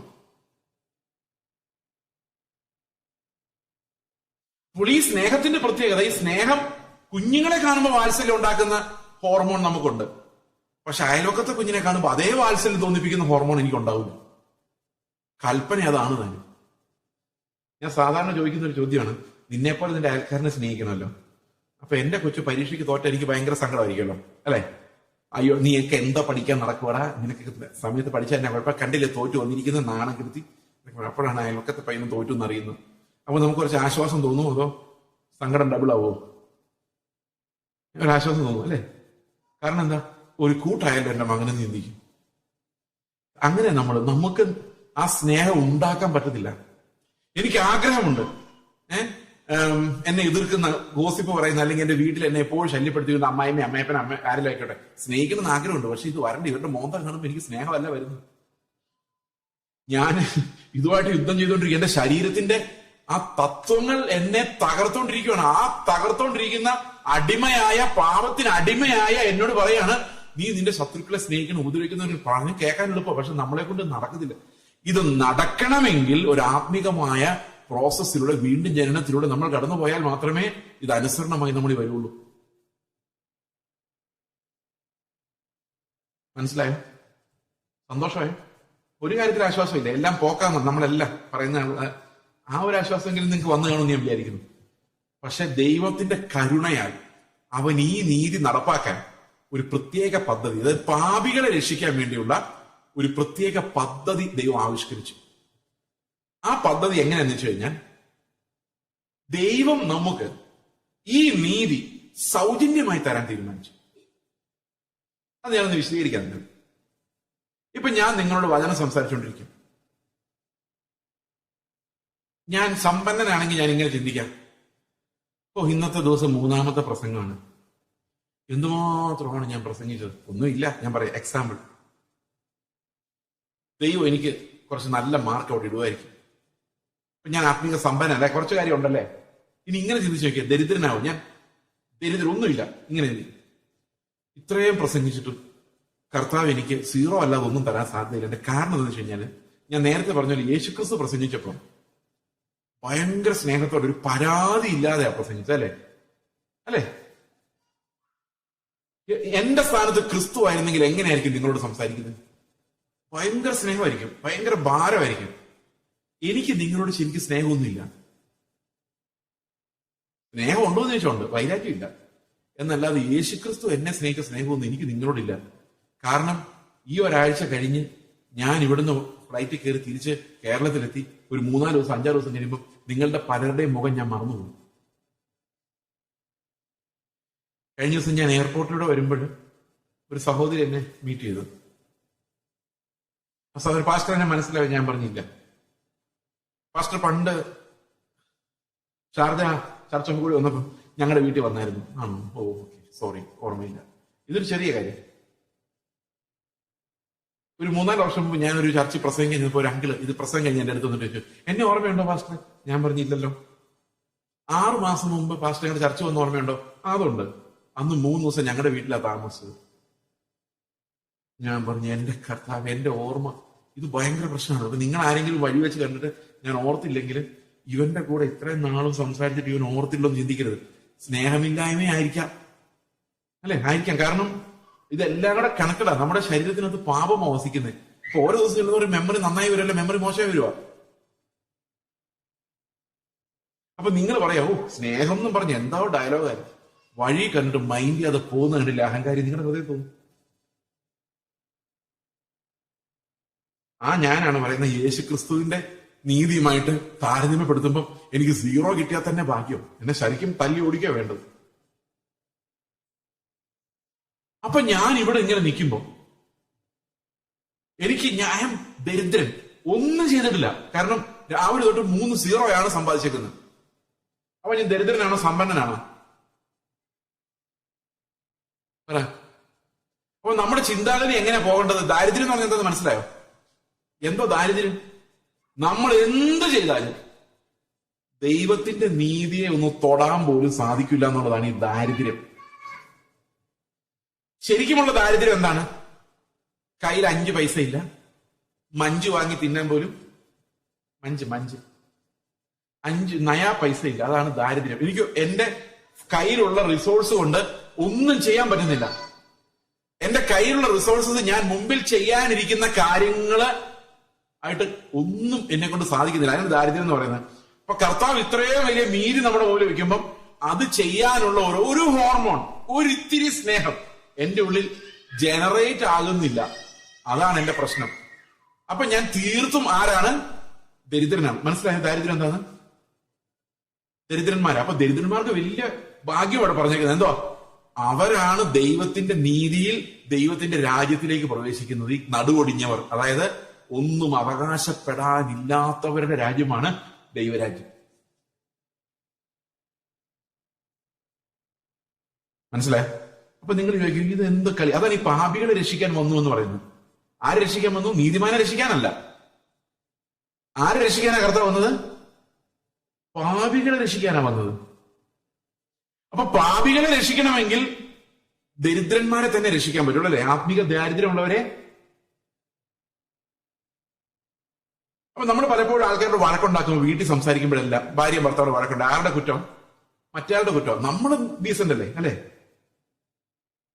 അപ്പൊ നമ്മൾ ദരിദ്രന്മാരല്ല, നമ്മൾ ബെറ്ററാണ് മറ്റൊരേക്കാളും. ആണോ? ആരും ബെറ്റർ അല്ല. നിങ്ങൾ ആദമിന്റെ ഹവയുടെയും ചരിത്രം ഒന്ന് നോക്കി. ആദും ഹവയും, ഇത് ഈ മനുഷ്യന്റെ നീതിയും ദൈവത്തിന്റെ നീതിയും തമ്മിലുള്ള വ്യത്യാസമാണ് മനസ്സിലാകും. ആദവും ഹവയും പാപം ചെയ്ത് കഴിഞ്ഞപ്പോൾ അവർക്ക് നഗ്നരാണെന്ന് മനസ്സിലായി. നഗ്നരായതുകൊണ്ട് അവർക്ക് ഉടുപ്പ് വേണം. അവർക്ക് അങ്ങനെ തോന്നി. അതുവരെ ഉടുപ്പിന്റെ ആവശ്യമില്ലായിരുന്നു.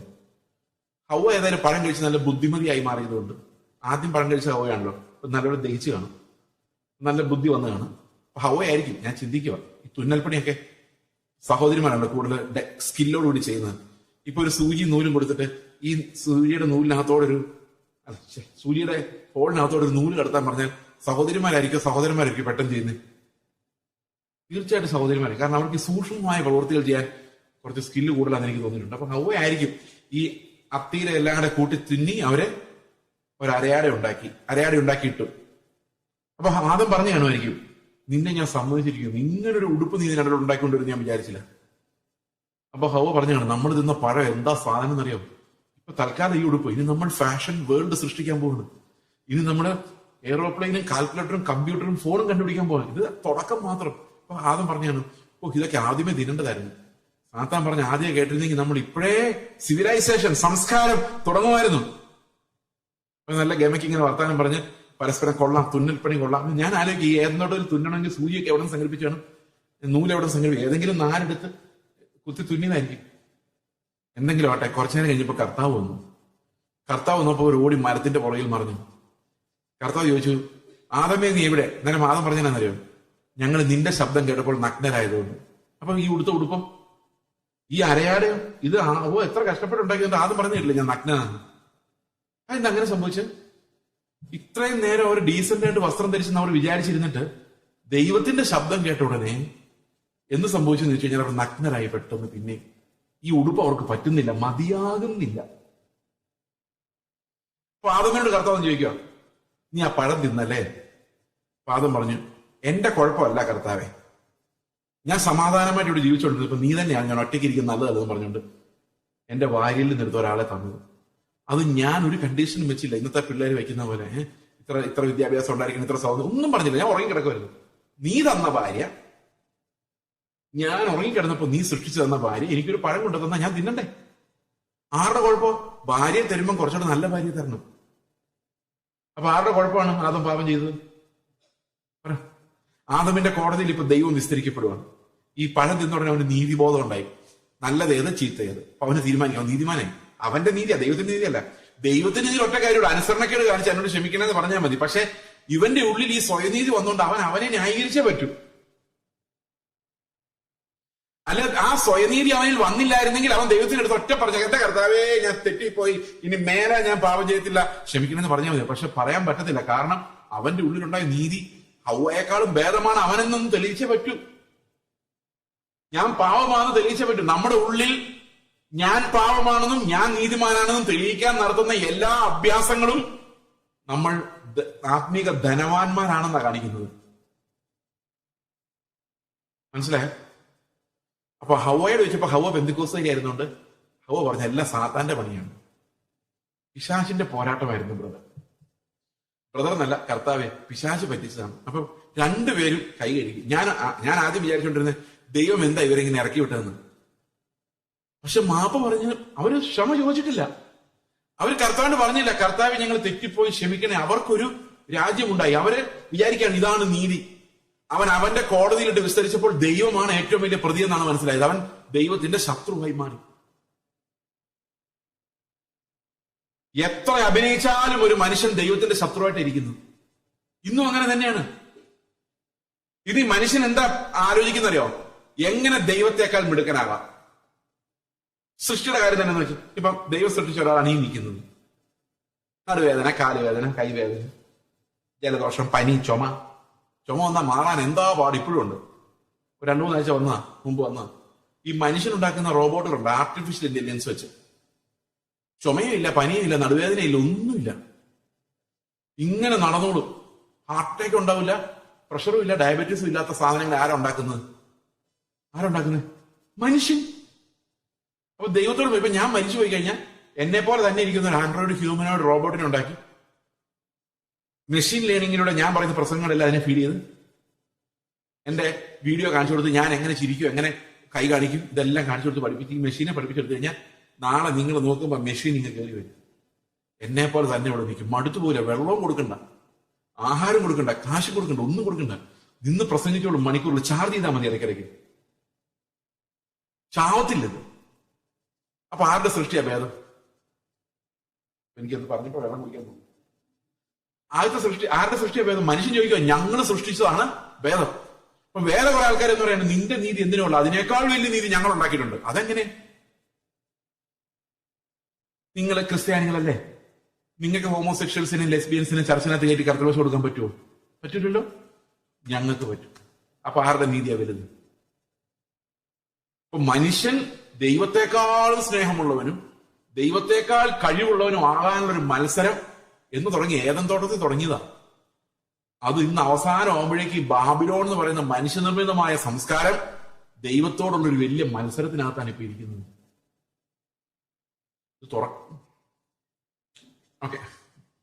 ഓക്കെ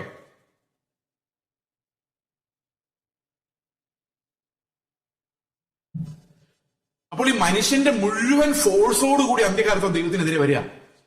അതുകൊണ്ടാണ് എതിർ ക്രിസ്തുവിന്റെ സംഖ്യ ഒരു മനുഷ്യന്റെ സംഖ്യ ആയിരിക്കുന്നത്.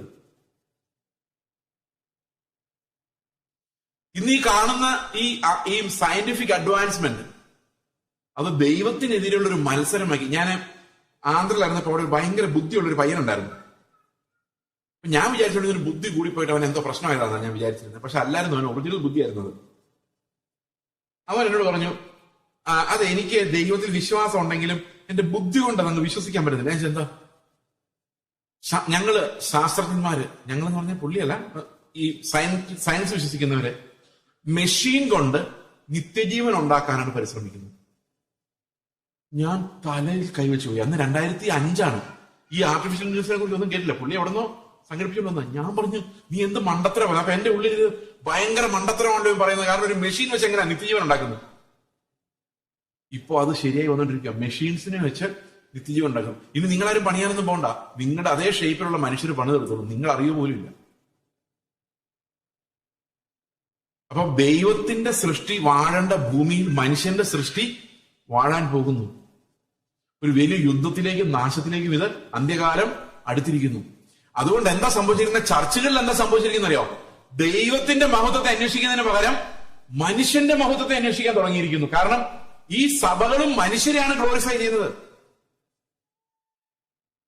എന്തിനാ സഭ? ഞങ്ങളുടെ കാര്യം നടക്കാൻ. പണ്ട് ഒരു ചർച്ച ചെന്ന് കഴിഞ്ഞപ്പോൾ അവിടുത്തെ സെക്രട്ടറി എന്നോട് സംസാരിച്ച്, ഇന്ത്യയിലെ കേട്ടോ, ഇവിടെ അല്ല, നിങ്ങൾ ആരും ഒന്ന് തെറ്റിദ്ധരിക്കരുത്. ആ സെക്രട്ടറി എന്നോട് പറഞ്ഞു, ഞങ്ങളുടെ പാസ്റ്റർ ഒട്ടും ആത്മീയനല്ല ബ്രദറെ. ഞാൻ എന്താ കാര്യം?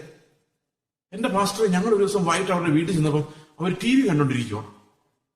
ഞാൻ വിചാരിച്ചു പാസ്റ്റർ അല്ലെ സിനിമ കണ്ടോണ്ടിരിക്കുവായിരുന്നു. അതെന്താ TV കണ്ടോണ്ടിരിക്കുന്നു? വാർത്ത കണ്ടോണ്ടിരിക്കുന്നു. TV പാസ്റ്റർ വാർത്ത കണ്ടോണ്ടിരിക്കുവായിരുന്നു. അത് ഒരു കുറ്റമായിട്ട് പറഞ്ഞില്ല. ഞാൻ അതെന്താ നിങ്ങൾ വാർത്ത കാണാറില്ലേ? പുള്ളി ഞങ്ങൾ കാണാറുണ്ട്. പിന്നെ പാസ്റ്റർ ഉണ്ടല്ലോ എന്താ കുഴപ്പം, വാർത്ത ഉണ്ടല്ലോ എന്താ കുഴപ്പം? അപ്പൊ പുള്ളി പറയാം, ഞങ്ങൾക്ക് വേണ്ടി പ്രാർത്ഥിക്കാൻ വേണ്ടി ഞങ്ങളും നിർത്തിയേക്കുന്ന ആള് ഞങ്ങൾക്ക് വേണ്ടി പ്രാർത്ഥിക്കാതെ TV ന്യൂസും കണ്ടോണ്ടിരുന്നാൽ ഞങ്ങൾക്ക് വേണ്ടി ആര് പ്രാർത്ഥിക്കുന്നു? ഒന്ന് ആലോചിച്ച് നോക്കി. അപ്പൊ എന്തിനാ സഭ, എന്തിനാ പാസ്റ്റർ? ഞങ്ങളുടെ പിള്ളേരെ അക്കരെ കിടത്താൻ. ഞങ്ങൾക്ക് പ്രാർത്ഥിക്കാനോ ബൈബിൾ വായിക്കാനോ ഒന്നും സമയമില്ല. അതുകൊണ്ട് അവിടെ കാശ് കൊടുത്ത് തിരിച്ചേക്കുക. പ്രാർത്ഥിച്ച് ഞങ്ങളുടെ പിള്ളേരെ എപ്പോഴും അപ്പുറത്ത് വിടും. പാസ്റ്റർ പാവം ഇരുന്ന് പ്രാർത്ഥിക്കുവോ? അവര് വല്ലതും പോവോ? ദൈവം വിചാരിച്ചാലല്ലേ പോവും. അവസാനം പറയും, ഈ പാസ്റ്റർ പ്രാർത്ഥിച്ചിട്ട് കാര്യമില്ല, മാറ്റിയൊക്കെ ആത്മീകനല്ല. നമുക്ക് ഒറ്റ ശാസനയ്ക്ക് അന്റാർട്ടിക്കയുടെ മുകളിലുള്ള അന്ധകാര ശക്തി ഇളകുന്ന ടൈപ്പ് പാസ്റ്ററുണ്ട്. അപ്പൊ ഈ സഭയും വർഷിപ്പ്, ചില ആൾക്കാർ പറഞ്ഞിട്ടുണ്ടോ, ഇന്ന് ഞങ്ങൾക്ക് നല്ലൊരു വർഷിപ്പ് തന്നതിനായിട്ട് സ്തോത്രം. ആർക്ക് തന്നേന്? ഒന്നൂടെ പറഞ്ഞേ. കർത്താവ് ഇന്ന് ഞങ്ങൾക്ക് നല്ലൊരു വർഷിപ്പ്. ആർക്ക് വർഷിപ്പ് കൊടുത്ത കാര്യം പറഞ്ഞു? അപ്പൊ ഈ വർഷിപ്പ് എന്ന് പറഞ്ഞാൽ എന്താണെന്നറിയോ? നമുക്കൊരു എൻജോയ്മെന്റ്, നല്ല പാട്ട്, നല്ല മ്യൂസിക്. അത് ദൈവത്തിന് കൊടുക്കുന്നില്ല. ഇവിടെ ഇരുന്നുകൊണ്ട് പാട്ട്, ഇവിടെ ഇരുന്നോണ്ടല്ല കേട്ടോ, പൊതുവെ ഇവിടുത്തെ പിള്ളേർ പാവങ്ങളാണ്. ഞാൻ ഇവരുടെ കാര്യമല്ല. ഈ മ്യൂസിക് അടിച്ചോണ്ടിരിക്കുമ്പോൾ അവന്റെ ചിന്ത, എന്നെ പോലെ വായിക്കുന്നവൻ ആരുണ്ട്, നോക്ക് എത്ര പെർഫെക്റ്റ് ആയിട്ട് വായിക്കും. അവന്റെ ശ്രദ്ധ മുഴുവൻ അതിനകത്താ. അവൻ വിചാരിക്കുന്നത് അവന്റെ വിരൽത്തുമ്പിലാണ് ആത്മാവ് വരുന്നത്. ഇതെല്ലാം മനുഷ്യരുടെ എന്റർടൈൻമെന്റാ. മനുഷ്യർ എൻജോയ് രസിക്കുകയാണ്. നല്ല വർഷം അതുപോലും ദൈവത്തിന് കൊടുക്കുന്നില്ല. ഇപ്പൊ മനുഷ്യരുടെ രാജ്യം ഇത്രയും വലുതായി, സഭകൾ മുഴുവൻ മനുഷ്യരെ ഗ്ലോറിഫൈ ചെയ്യുന്നു. നിങ്ങൾ വിശ്വസിക്കുന്നില്ല ഞങ്ങൾ നേരിടുന്ന ക്രൈസിസ് എന്താണ്.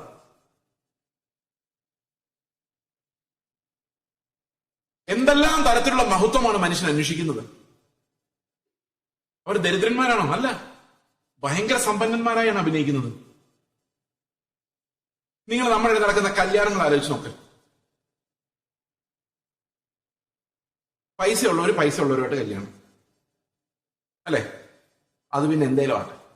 വിദ്യാഭ്യാസമുള്ളവരുമായിട്ട് കല്യാണം, അത് പിന്നെ എന്തേലും ആട്ടെ. ഞാൻ എന്തേലും ആട്ടെന്ന് പറയുന്നത് എന്തുകൊണ്ടാണെന്നറിയോ? അത് ഇവൻ കഷ്ടപ്പെട്ട് കുറച്ച് ഉണ്ടാക്കിയതാണെന്ന് വേണമെങ്കിൽ വിചാരിക്കാം.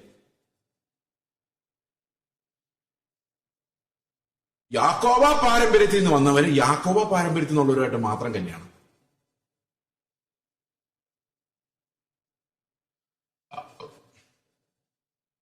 കഴിഞ്ഞ ദിവസം ഒരു IPSC പാസ്റ്ററുടെ അമ്മ നിലവിളിച്ച് കരയുക മകളോട്. കല്യാണം കഴിക്കാൻ പോകുന്ന ആള് ഹിന്ദു വിശ്വാസത്തിൽ നിന്ന് കൺവേർട്ട് ചെയ്ത് വന്നയാളാണ് കുറെ വർഷങ്ങൾക്ക് മുമ്പ്. ഇപ്പോഴെങ്കിലും എന്നാലും നിനക്ക് കല്യാണം കഴിക്കാൻ ഒരു ഹിന്ദുവിനെ കിട്ടിയുള്ളൂ വെച്ചിട്ട് നെഞ്ചു തടിച്ച് കരയുക. എന്നിട്ട് അപ്പം നുറുക്കി വെക്കുമ്പം ആ പറഞ്ഞു വിട്ടവരെല്ലാം മാറി നിൽക്കും. പക്ഷെ യേശു അപ്പം ഒന്നാകൊണ്ട് പലതായ നാം ഒരു ശരീരമാവുമെന്ന് പറഞ്ഞിട്ട് അപ്പം എടുത്തിട്ട് മനസ്സിൽ ചിന്തിക്കും, ഇരിക്കുന്ന കണ്ടില്ലേ ഞങ്ങളോട് കയറി ഇരിക്കുന്നു കൺവേർട്സ്. അവര് ഹൈന്ദവ വിശ്വാസം വന്നപ്പോ അവരെ ഇറക്കി വിട്ടു അവരുടെ വീട്ടിൽ നിന്ന്. എന്നോടൊരു ഹിന്ദു പെൺകുട്ടിയുടെ അപ്പം പറഞ്ഞു, ഞങ്ങൾക്ക് അവൾക്ക് കല്യാണം ആലോചിക്കാൻ അറിയത്തില്ല, എവിടെ അന്വേഷിക്കേണ്ടെന്ന് അറിയില്ല. നിങ്ങൾ എവിടെ നിന്നെങ്കിലും ഒന്ന് ആലോചിക്കുക. ഞാൻ ആലോചിച്ച് ചെല്ലുമ്പം അച്ചായന്മാരുടെ മക്കളെ ആരും കിട്ടിയില്ല.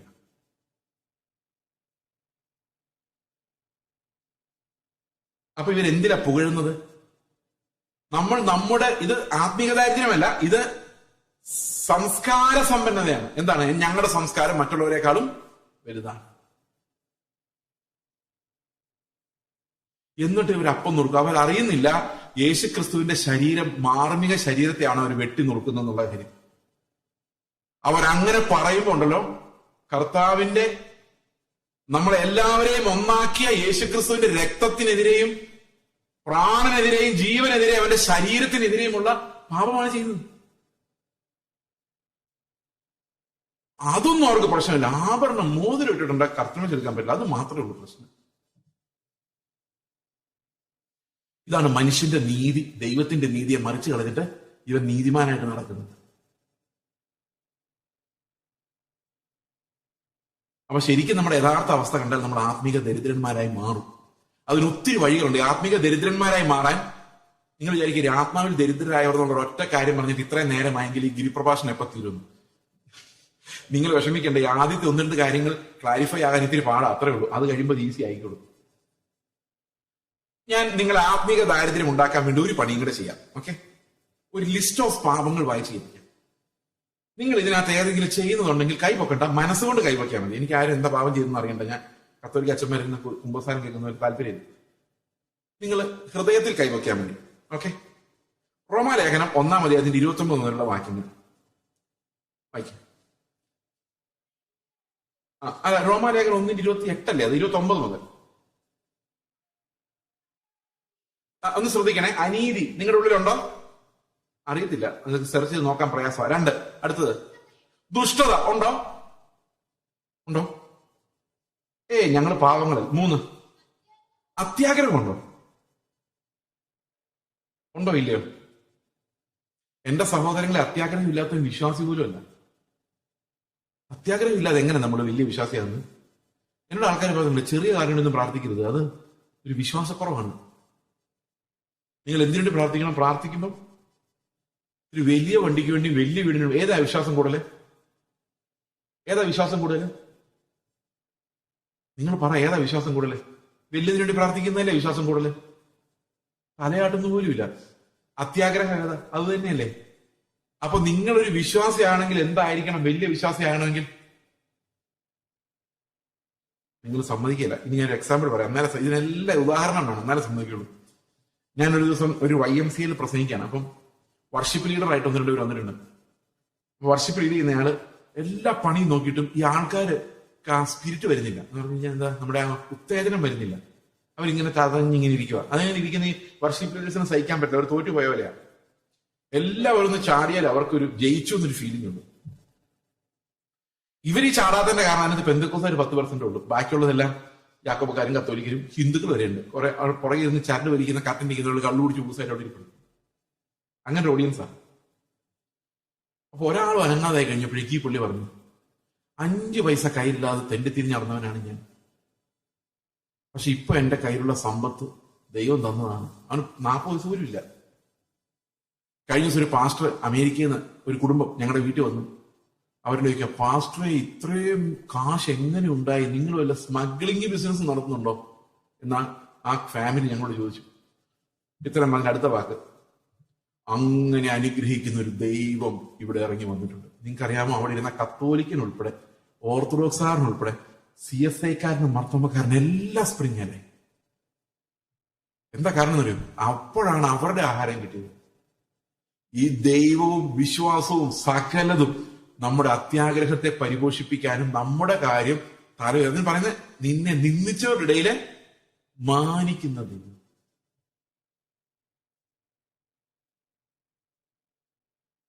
സന്തോഷമായ അപ്പോൾ ഈ അത്യാഗ്രഹമാണ് നമ്മൾ വിശ്വാസം എന്ന് പറഞ്ഞു കൊണ്ടു നടക്കുന്നത്. അപ്പം അത് മിക്കവാറും എല്ലാവർക്കും കുറച്ചുണ്ട്. അടുത്തത് ദുർബുദ്ധി. അടുത്തത് അസൂയുണ്ടോ? അടുത്തത് കൊല. പഴയ ബൈബിളിൽ കുല എന്നാണ്, കൊലയല്ല കൊല. അടുത്തത് പിണക്കം. ആരുടെ പിണങ്ങിയിരിക്കുന്നുണ്ടോ? അടുത്തത് കപടം. എന്റെ ബ്രദറെ, എത്ര നാളായി ബ്രദറിനെ കണ്ടിട്ട്, വീട്ടിലോട്ടൊക്കെ ഒന്ന് വരണേ. കപടം.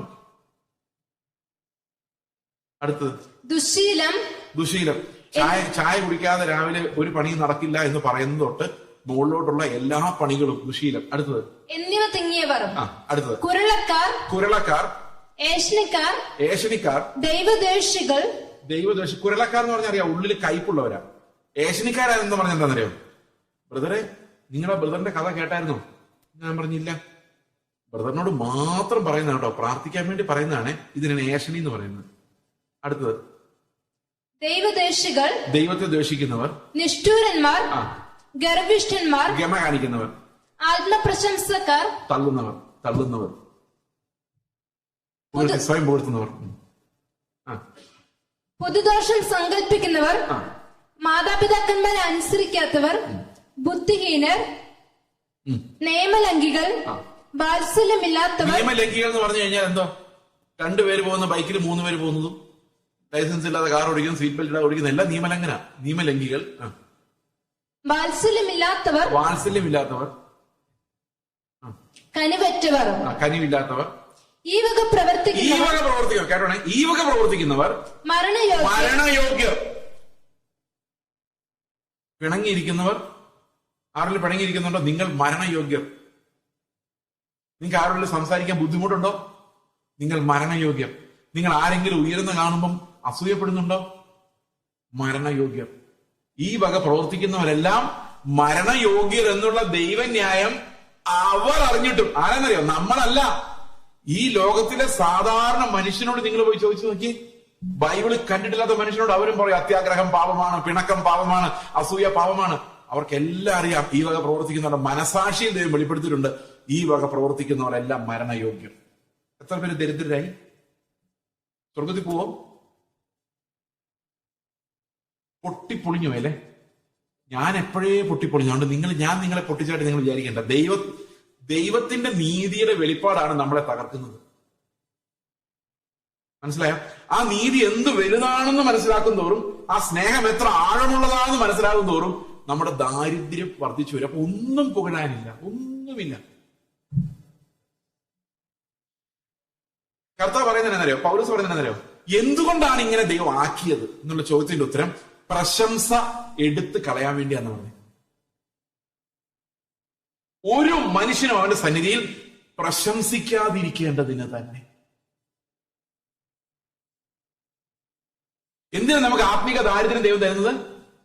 ഒരു മനുഷ്യനും അവന്റെ സന്നിധിയിൽ പ്രശംസിക്കാതിരിക്കേണ്ടതിന്. റോമാലേഖനം 3:27 എന്താ പറയുന്നത്? ആകയാൽ പ്രശംസ എവിടെ? അത് പോയി. എങ്ങനെ പോയത്? പ്രവർത്തിച്ചു എന്ന് ആർക്കും പറയാൻ പറ്റാത്ത രീതിയിൽ ദൈവം മനുഷ്യന്റെ നീതിയെ തകർത്ത് കളഞ്ഞു. ഓക്കെ, അപ്പൊ എല്ലാവരുടെയും പ്രശംസ പോയി. ഇനി 1 കൊരിന്ത്യർ ലേഖനം 1-ാം അധ്യായത്തിന്റെ 28-ാം വാക്യം വായിച്ച് 28 മുതലുള്ള ഭാഗങ്ങൾ. ഉള്ളതിനെ ഇല്ലായ്മയാക്കുവാൻ ദൈവം ലോകത്തിൽ കുലഹീനവും നികൃഷ്ടവുമായതിനെ ഏതുമില്ലാത്തതും തെരഞ്ഞെടുത്തു. അടുത്തത്, ദൈവസന്നിധിയിൽ ഒരു ജഡവും പ്രശംസിക്കാതിരിക്കേണ്ടതിന് തന്നെ. ഒരാൾ എഴുന്നേറ്റ് പറയരുത് ഞാൻ ഇത്രയും ചെയ്തു കർത്താവേ. പക്ഷെ ഇതിന്റെ പ്രശ്നം എന്താണെന്ന് വെച്ച് കഴിഞ്ഞാല് നമുക്കങ്ങനെ പറയാതിരിക്കാൻ പാടാണ്. നിങ്ങളുടെ ചർച്ചില്, നാട്ടിലെ ചർച്ചില് ഒരു ക്ലോക്ക് മേടിച്ചു കൊടുത്തെന്ന് വിചാരിച്ചു. ഇപ്രാവശ്യം അടുത്ത പ്രാവശ്യം അവിടെ പോകുമ്പോൾ ആദ്യം നോക്കുന്ന ആ ക്ലോക്ക് അവിടെ ഉണ്ടോന്നായിരിക്കും. നമ്മൾ ചെയ്ത പണി നമ്മുടെ ഹൃദയത്തിൽ നിന്ന് പോകില്ല. ഞാനിത് ഒരിടത്ത് പ്രസംഗിച്ചു കഴിഞ്ഞപ്പം അവിടെ പാസ്റ്ററോ അല്ലെന്ന് ചോദിച്ചു. പാസ്റ്റർ, ഈ ചർച്ചിലെ ചെയറെല്ലാം ഞാനാ മേടിച്ചതെന്ന് പാസ്റ്റർ എല്ലാം പറഞ്ഞിട്ടുണ്ടോന്ന്. കാരണം പുള്ളിയെ മേടിച്ചതെന്ന് പാസ്റ്റർ പറയണമെന്നാകും പുള്ള ആഗ്രഹം. 4 പേര്, അതിന് ചില ആൾക്കാർ ഇങ്ങനെ ഡൊണേറ്റഡ് ബൈ എന്നതിന്റെ ബാക്കിൽ എഴുതിയിട്ട് തരുള്ളൂ. ഒരു ചർച്ചിനൊരു ഹോള് പണിതാൽ ഡൊണേറ്റഡ് ബൈ കൊച്ചമ്മ ഫ്രം അമേരിക്ക, അമ്മമ്മ ഫ്രം UK, ഇത് കാണും ലിസ്റ്റ്. പിന്നെ അത് പോട്ടെ, അതെങ്കിലും എന്തെങ്കിലും നശിച്ചു പോകുന്ന കെട്ടിടം എന്ന് വിചാരിക്കാം. മിഷണറിമാരെ സപ്പോർട്ട് ചെയ്യുന്ന ചില ആശാന്മാരുണ്ട്.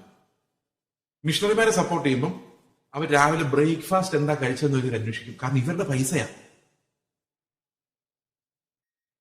കണക്ക് വേണം.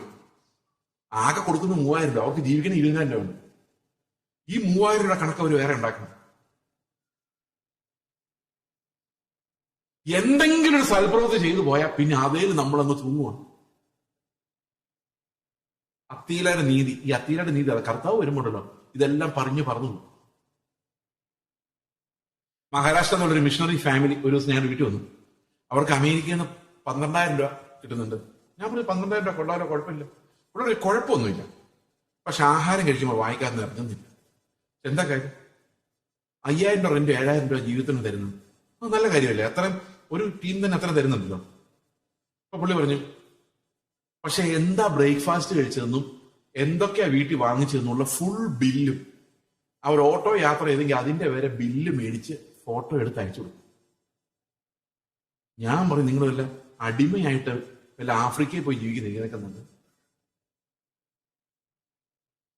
ആ മിഷണറിക്കുള്ള വിഷൻ ഈ കാശ് അയച്ചു കൊടുക്കുന്നവർക്കില്ല. പക്ഷെ അവിടെ കിടന്ന് കർത്താവിനെ സാക്ഷിക്കുന്ന ആളെ നിയന്ത്രിക്കാൻ ഇവിടുത്തെ മാമൻ. പ്രിയ സഹോദരങ്ങളെ, കർത്താവിന് കൊടുക്കുമ്പം എന്റെ കൈ വിടണം. എന്റെ അല്ലത്.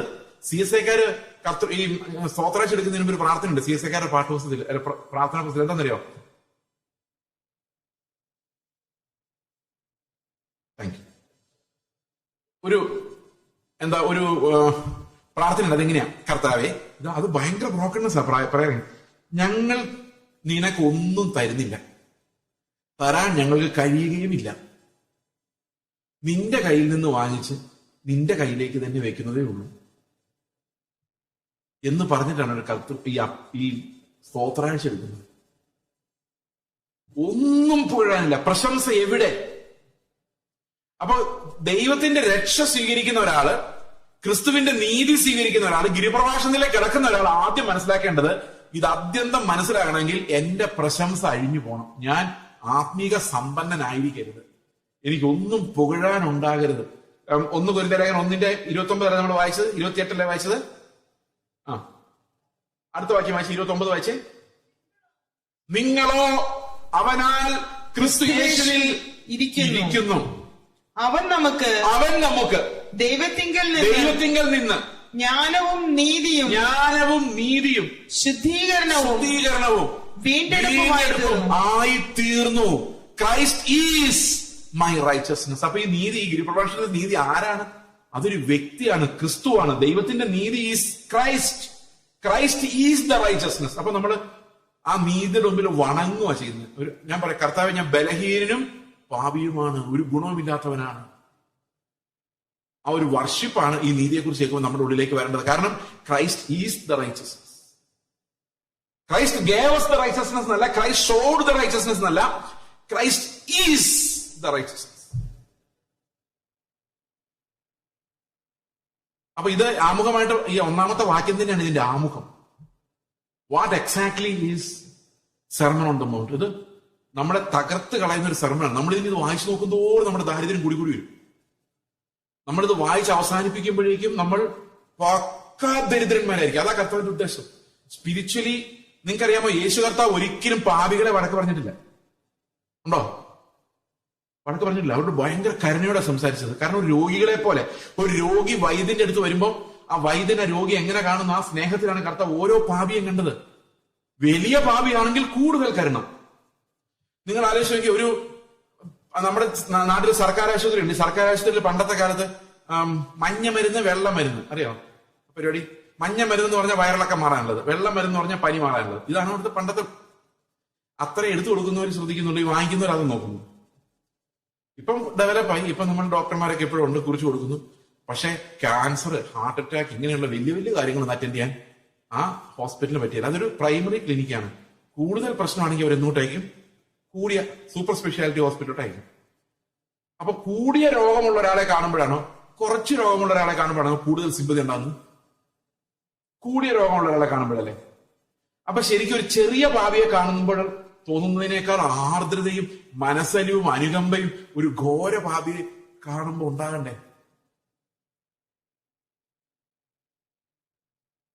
ഇവിടുത്തെ പരീക്ഷന്മാർ പറഞ്ഞതറിയാം, അവനൊക്കെ എങ്ങനെ നടന്നാന്നറിയാം, അവന്റെ കൂടെ നിന്ന് ആരാധിക്കാൻ എന്നെ കൊണ്ട് പറ്റില്ല. നിങ്ങൾ ഇറങ്ങിപ്പോക്കും. അവർക്കുള്ളതാ സഭ. ഞാനെന്റെ സഭയെ പറഞ്ഞിട്ടുണ്ട്, നിങ്ങളൊരാളെ കുറ്റം വിധിച്ച് മാറ്റി നിർത്തിയാൽ അയാളുടെ കൂടെ ഞാനും ഇറങ്ങിപ്പോകും. കാണാതെ പോയ ആ ഒരാളാണ് 99 നീതിമാന്മാർ ഇവിടെ ഇരിക്കുന്നതിനേക്കാളും നല്ലത്. ഈ 99 ആടുകളുടെ കൂടെ ബിരിയാണി കഴിക്കുന്നതിനേക്കാളും നല്ലത് ഒരാടിന്റെ കൂടെ പോയി കഞ്ഞിവെള്ളം കുടിക്കുന്നത്. അതാണ് കർത്താവിന്റെ കാഴ്ച. പാപിയെ കാണുമ്പം, ഈ വിശ്വാസികള് പാപികളെ കാണുമ്പം നമ്മളെക്കാൾ കുറഞ്ഞവർ നമ്മൾ വിചാരിക്കുന്നവരെ കാണുമ്പോൾ നമ്മൾ അവരുടെ മുമ്പിൽ വണങ്ങത്തക്ക രീതിയിൽ നമ്മൾ തകർക്കപ്പെട്ടവരായിരിക്കും. എന്ന് പറഞ്ഞാൽ നമസ്കരിക്കുന്ന കാര്യമല്ല ഞാൻ പറയുന്നത്, ബഹുമാനത്തോടെ അവരോട് സംസാരിക്കത്തക്ക വണ്ണം, അവനെ എന്നേക്കാൾ ശ്രേഷ്ഠനെന്ന് കാണത്തക്ക വണ്ണം ഞാൻ തകർക്കപ്പെട്ടവനായിരിക്കും. ദൈവസന്നിധിയിൽ ഒരു ജഡവും പ്രശംസിക്കാതിരിക്കേണ്ടതന്നെ. പ്രശംസിക്കുന്നവരെല്ലാം ക്രിസ്തുവിൽ പ്രശംസിക്കട്ടെ. കാരണം നീതി എന്ന് പറയുന്നത് ക്രിസ്തു തന്നെയാണ്. അപ്പൊ ഈ അനുസരണം നിങ്ങൾ ആലോചിക്കുക. ഈ ഗിരിപ്രഭാഷണം ഇവിടെ വായിക്കുന്നു, ഗിരിപ്രഭാഷണത്തിന് പുറകെ ലേഖനങ്ങൾ വരുന്നു. ഈ ലേഖനങ്ങളിലൂടെ എന്ത് സംഭവിക്കുന്നു? ലേഖനത്തിലൂടെ നമ്മളെ പഠിപ്പിക്കുന്നു, ലേഖനം എഴുതി അപ്പോസ്തലന്മാർ പഠിപ്പിക്കുന്നത് എങ്ങനെ അനുസരണമായി നമ്മുടെ ഉള്ളിൽ വരും. ഓക്കെ, അപ്പോൾ ഇതാണ് ആദ്യത്തെ വാക്യത്തിന്റെ അർത്ഥം. A man who has broken bone, a broken spine, നട്ടലൊടിഞ്ഞവൻ, നിവർന്നു നിൽക്കാൻ പറ്റാത്തവൻ, കർത്താവിന് മുമ്പിൽ തളർന്നവൻ, ഒന്നുമില്ലാത്തവൻ.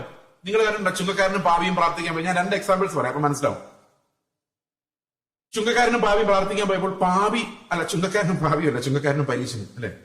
പരീശനും ചുങ്കക്കാരനും, അങ്ങനെ പരീശനും ചുങ്കക്കാരനും പ്രാർത്ഥിക്കാൻ പോയപ്പോൾ പരീശൻ മുമ്പ് ചെന്നിട്ട് കർത്താവിനോടല്ല, തന്നോട് തന്നെ. കാരണം ഈ എന്റെ നീതി ഒന്നും കേൾക്കാൻ കർത്താവിന് വലിയ സമയമൊന്നുമില്ല, സമയമല്ല, താല്പര്യമില്ല. കാരണം അതെല്ലാം കറപുരണ്ട തുണിയാണ് കർത്താവിന് അറിയാം. ഇവൻ അവിടെ ചെന്നുകൊണ്ട് നമ്മൾ പറയുന്ന പോലെ പറഞ്ഞു. എന്താ നമ്മൾ പറയുന്നത്? ശേഷമുള്ള അവന്മാരെ പോലെ ഒന്നും ഞങ്ങളല്ലാത്തതിനാൽ നിന്നെ വാഴ്ത്തും.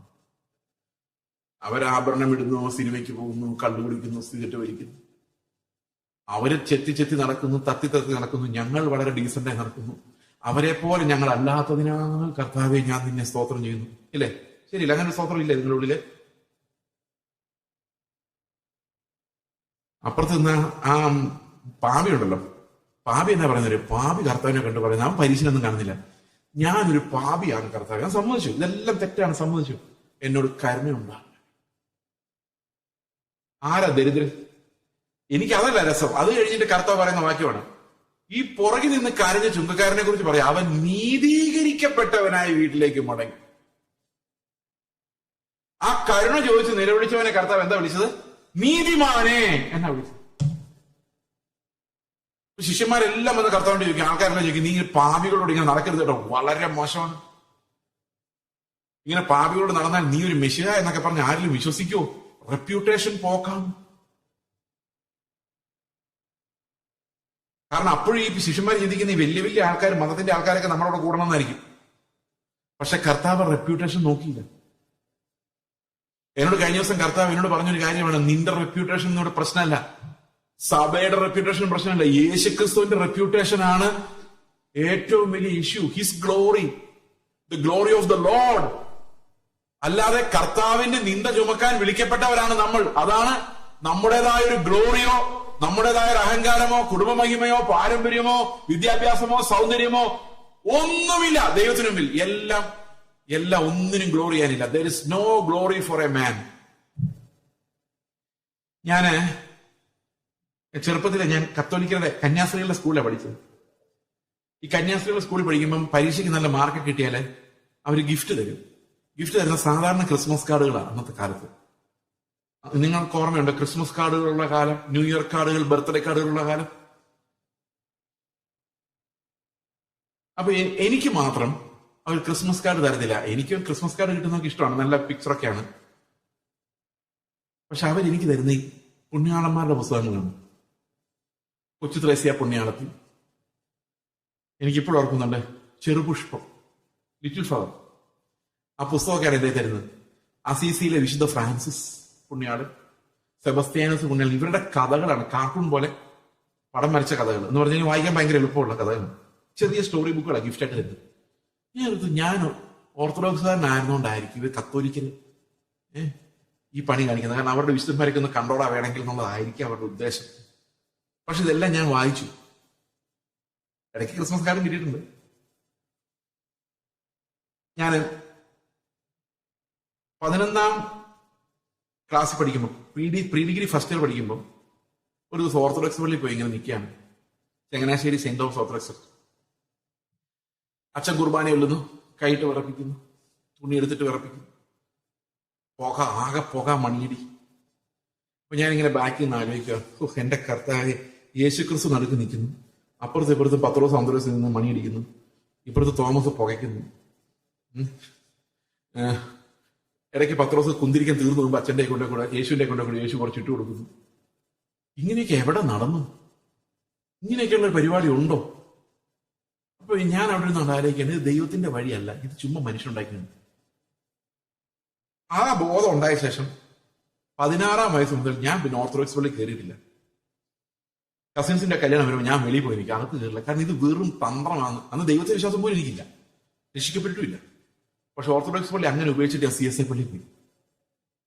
കാരണം അതിനകത്ത് ഈ സാധനങ്ങളൊന്നുമില്ല, ഒരാശ്വാസമാണ് പോയിരുന്നത്.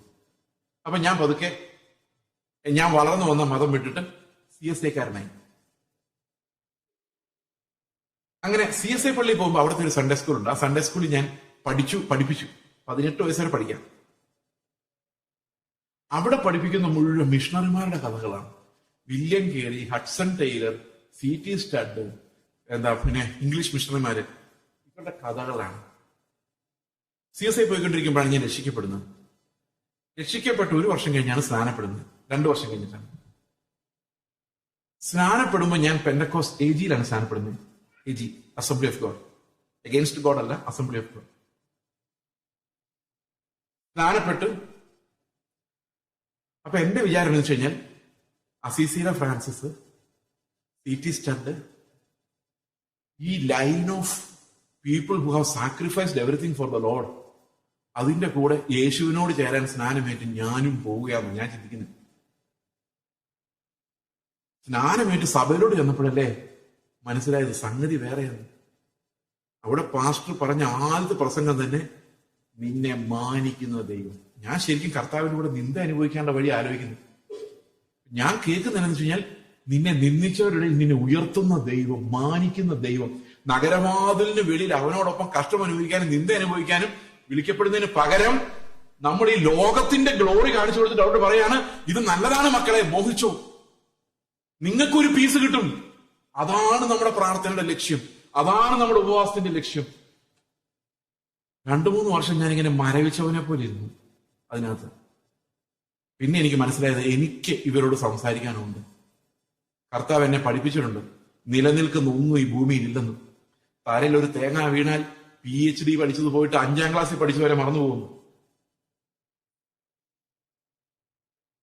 പോകുന്ന വഴിക്കൊരു തലക്കൊരു തട്ട് കിട്ടിയാൽ അവൻ ഏത് വിഷയത്തിലാണ് PhD ചെയ്യുന്നവരെന്ന് അറിയില്ല. ഡോക്ടറിന് തലയെ കാണും, പക്ഷെ ഒന്നും അറിയാൻ മേലാത്തവനായിട്ട് മാറും. 4-3 എന്താന്ന് ചോദിച്ചാൽ എന്താ ഈ 4-3 ചോദിക്കുന്ന അവസ്ഥ വരും. 1 സെക്കൻഡ് മതി. ഈ പറയുന്ന ഗ്ലോറി എന്ന് പറയുന്ന സാധനം എന്നെ പോലെ മറവിയുള്ള ഒരാൾക്ക് എളുപ്പത്തിൽ മനസ്സിലാക്കാം. ഇതൊക്കെ ഒരു നിമിഷം നമ്മുടെ തലേന്ന് പോയി കഴിഞ്ഞാൽ നമ്മൾ വെറും ഒന്നുമില്ല. ആ മിന്നി വിളങ്ങുന്ന സാധനത്തിന് വേണ്ടി പാഞ്ഞു നടക്കുന്ന ഒരു ലോകം, അതിനെ പുഷ് ചെയ്യുന്ന കുറെ ആൾക്കാര്, ഇത് മനുഷ്യന്റെ സമ്പത്തിന് വേണ്ടിയും അവനെ ധനവാനാക്കാൻ വേണ്ടി അവനുള്ള കാര്യങ്ങളെ ഗ്ലോറിഫൈ ചെയ്യുന്നതിന് വേണ്ടിയുമാണ് ഈ പരിപാടികൾ നടക്കുന്നത്. അപ്പൊ നിങ്ങൾ വിചാരിക്കും, ദുഷ്ടനായ പാസ്റ്റർ, ഞങ്ങളൊന്ന് രക്ഷപ്പെട്ടു പോകുന്ന നിങ്ങൾക്ക് താല്പര്യമില്ല അല്ലേ? ഞങ്ങളെല്ലാം ഇങ്ങനെ സിറിയയിലും ഇറാനിലും ഇറാഖിലൊക്കെ അറിഞ്ഞിരിഞ്ഞ് നടക്കണമെന്നായിരിക്കും പാസ്റ്റർ വിചാരിക്കുന്നത്. അങ്ങനെ ചിന്തിക്കരുത്. ദൈവത്തിന് ആരെ വേണമല്ലോ എപ്പോ വേണമല്ലോ അനുഗ്രഹിക്കാം. ഇതിന് നിയമങ്ങളൊന്നുമില്ല, പിടിച്ചു മേടിക്കാനൊന്നും പറ്റില്ല. കർത്താവിന്റെ ഇഷ്ടമാണ്. കർത്താവിന് നമ്മൾ പറയുന്നത്, എന്റെ കർത്താവെ, നീ തന്നാലും തന്നില്ലെങ്കിലും സ്തോത്രം, എനിക്ക് വേണ്ടത് നിന്നെയാണ്, മീനല്ല. അപ്പൊ കർത്താവിന് എനിക്ക് വേണമെന്ന് തോന്നണമെങ്കിൽ തന്നെ എനിക്ക് ദാരിദ്ര്യം വേണം. ഞാൻ ഒന്നും അല്ലെന്ന് എനിക്ക് മനസ്സിലായെങ്കിൽ മാത്രം എനിക്ക് കർത്താവിനെ വേണമെന്ന് തോന്നുള്ളൂ. അല്ലെങ്കിൽ ഞാൻ കർത്താവിന് പറയുന്നതറിയാം, ഞാൻ അനുസരിച്ച് കാണിക്കാൻ കർത്താവ്, നീ എന്നെ നോക്ക്, ഞാൻ അത്ര മോശമൊന്നുമില്ല. നിങ്ങൾ ഈ ഒരു പാമ്പിനെ പോക്കറ്റിട്ട് നടന്ന ഒരാളുടെ കഥ അറിയാമല്ലോ നിങ്ങൾക്ക്? പുള്ളി ഭയങ്കര കരുണയുള്ളായിരുന്നുണ്ട്. ഒരു ദിവസം ഒരു തണുത്ത സ്ഥലത്തോടെ പോയി, ഐസ് കിടന്ന സ്ഥലത്തോടെ പോയപ്പോൾ ഒരു അണലിയുടെ കുഞ്ഞ് അവിടെ പെട്ടക്കുന്ന ജീവന് വേണ്ടി. ഇയാൾ ഭയങ്കര കരുണയുള്ളതാണ്. ഈ അണലിയുടെ കുഞ്ഞെടുത്ത് പോക്കറ്റിട്ടു. കുറച്ചു നേരം കഴിഞ്ഞ്, അണലി എന്ന് പറഞ്ഞാൽ അറിയാലോ, വൈപ്പർ, പിള്ളേർക്ക് അറിയില്ല, സ്നേക്ക്, വെരി വെനമസ് സ്നേക്ക്. ഇത് തണുത്ത് വേർച്ച് ചാകാൻ തുടങ്ങുമായിരുന്നു. ഇത് പോക്കറ്റിൽ കിടന്ന് ഇവന്റെ ചൂടിടിച്ചിന് ജീവൻ വെച്ചു. ജീവൻ വെച്ചപ്പോൾ ഒരൊറ്റ കുത്തു വെച്ചു കൊടുത്തു. അപ്പൊ ഇയാൾ ഈ പാമ്പിനോട് ചോദിച്ചു, ഏത് ഭാഷയിൽ അതിനോട് ചോദിക്കരുത്, കഥയെ ചോദ്യമില്ല. പാമ്പിനോട് ചോദിച്ചു, നീ എന്തിനാണ് എന്നെ കുത്തിയത്? അപ്പൊ പാമ്പ് പറഞ്ഞു, ഞാനൊരു പാമ്പാണ്, എന്നെ കൊണ്ട് ഇത്രേ പറ്റുള്ളൂ. നിങ്ങൾക്ക് ബോധം ഉണ്ടായിരുന്നല്ലോ, ഞാനൊരു പാമ്പാണെന്ന് മനസ്സിലായിരുന്നല്ലോ. അത് കണ്ടപ്പോ ഒന്നേ നിങ്ങൾ എന്നെ ഉപേക്ഷിച്ചിട്ട് പോകണമായിരുന്നു, അല്ലെങ്കിൽ എടുത്ത് ദൂരോട്ട് കളഞ്ഞ് ചാവട്ടെന്ന് വിചാരിക്കണമായിരുന്നു. പോക്കറ്റ് ഉണ്ടെന്ന് ഞാൻ എഴുന്നേറ്റ് നന്ദി പറയും നിങ്ങൾ വിചാരിച്ചോ എന്ന് പാമ്പ് എന്നോട് ചോദിച്ചാൽ ഞാൻ എന്നാ പറയും? ഒന്നും പറയാനില്ല. കാരണം നമ്മൾ വിചാരിച്ചാലൊന്നും നമ്മുടെ ഈ പ്രകൃത സ്വഭാവം മാറ്റാൻ പറ്റത്തില്ല. കർത്താവ് തന്നെ നമ്മളെ നന്നാക്കാൻ ശ്രമിക്കുന്നില്ല. അറിയാത് ഉണ്ടോ? ഇല്ല. കർത്താവ് നമ്മുടെ പഴയ ജഡത്തെ ക്രൂശിച്ചിട്ട് പുതിയതാക്കുക. കാരണം ഈ പഴയത് നന്നാക്കാൻ പറ്റിയില്ല. ഈ പഴയ മനുഷ്യനെ നന്നാക്കി എടുക്കുന്ന പരിപാടിയല്ല ശിഷ്യത്വം എന്ന് പറയുന്നത്. പുതിയ മനുഷ്യൻ ഉരുവായാൽ മാത്രമേ, വീണ്ടും ജനനം നടന്നാൽ മാത്രമേ, പുതിയൊരു സൃഷ്ടി ആയാൽ മാത്രമേ ക്രിസ്താനുരൂപമായി സൃഷ്ടിക്കപ്പെടുന്ന ആ പുതിയ മനുഷ്യന് മാത്രമേ ഇത് അനുസരിക്കാൻ പറ്റുള്ളൂ.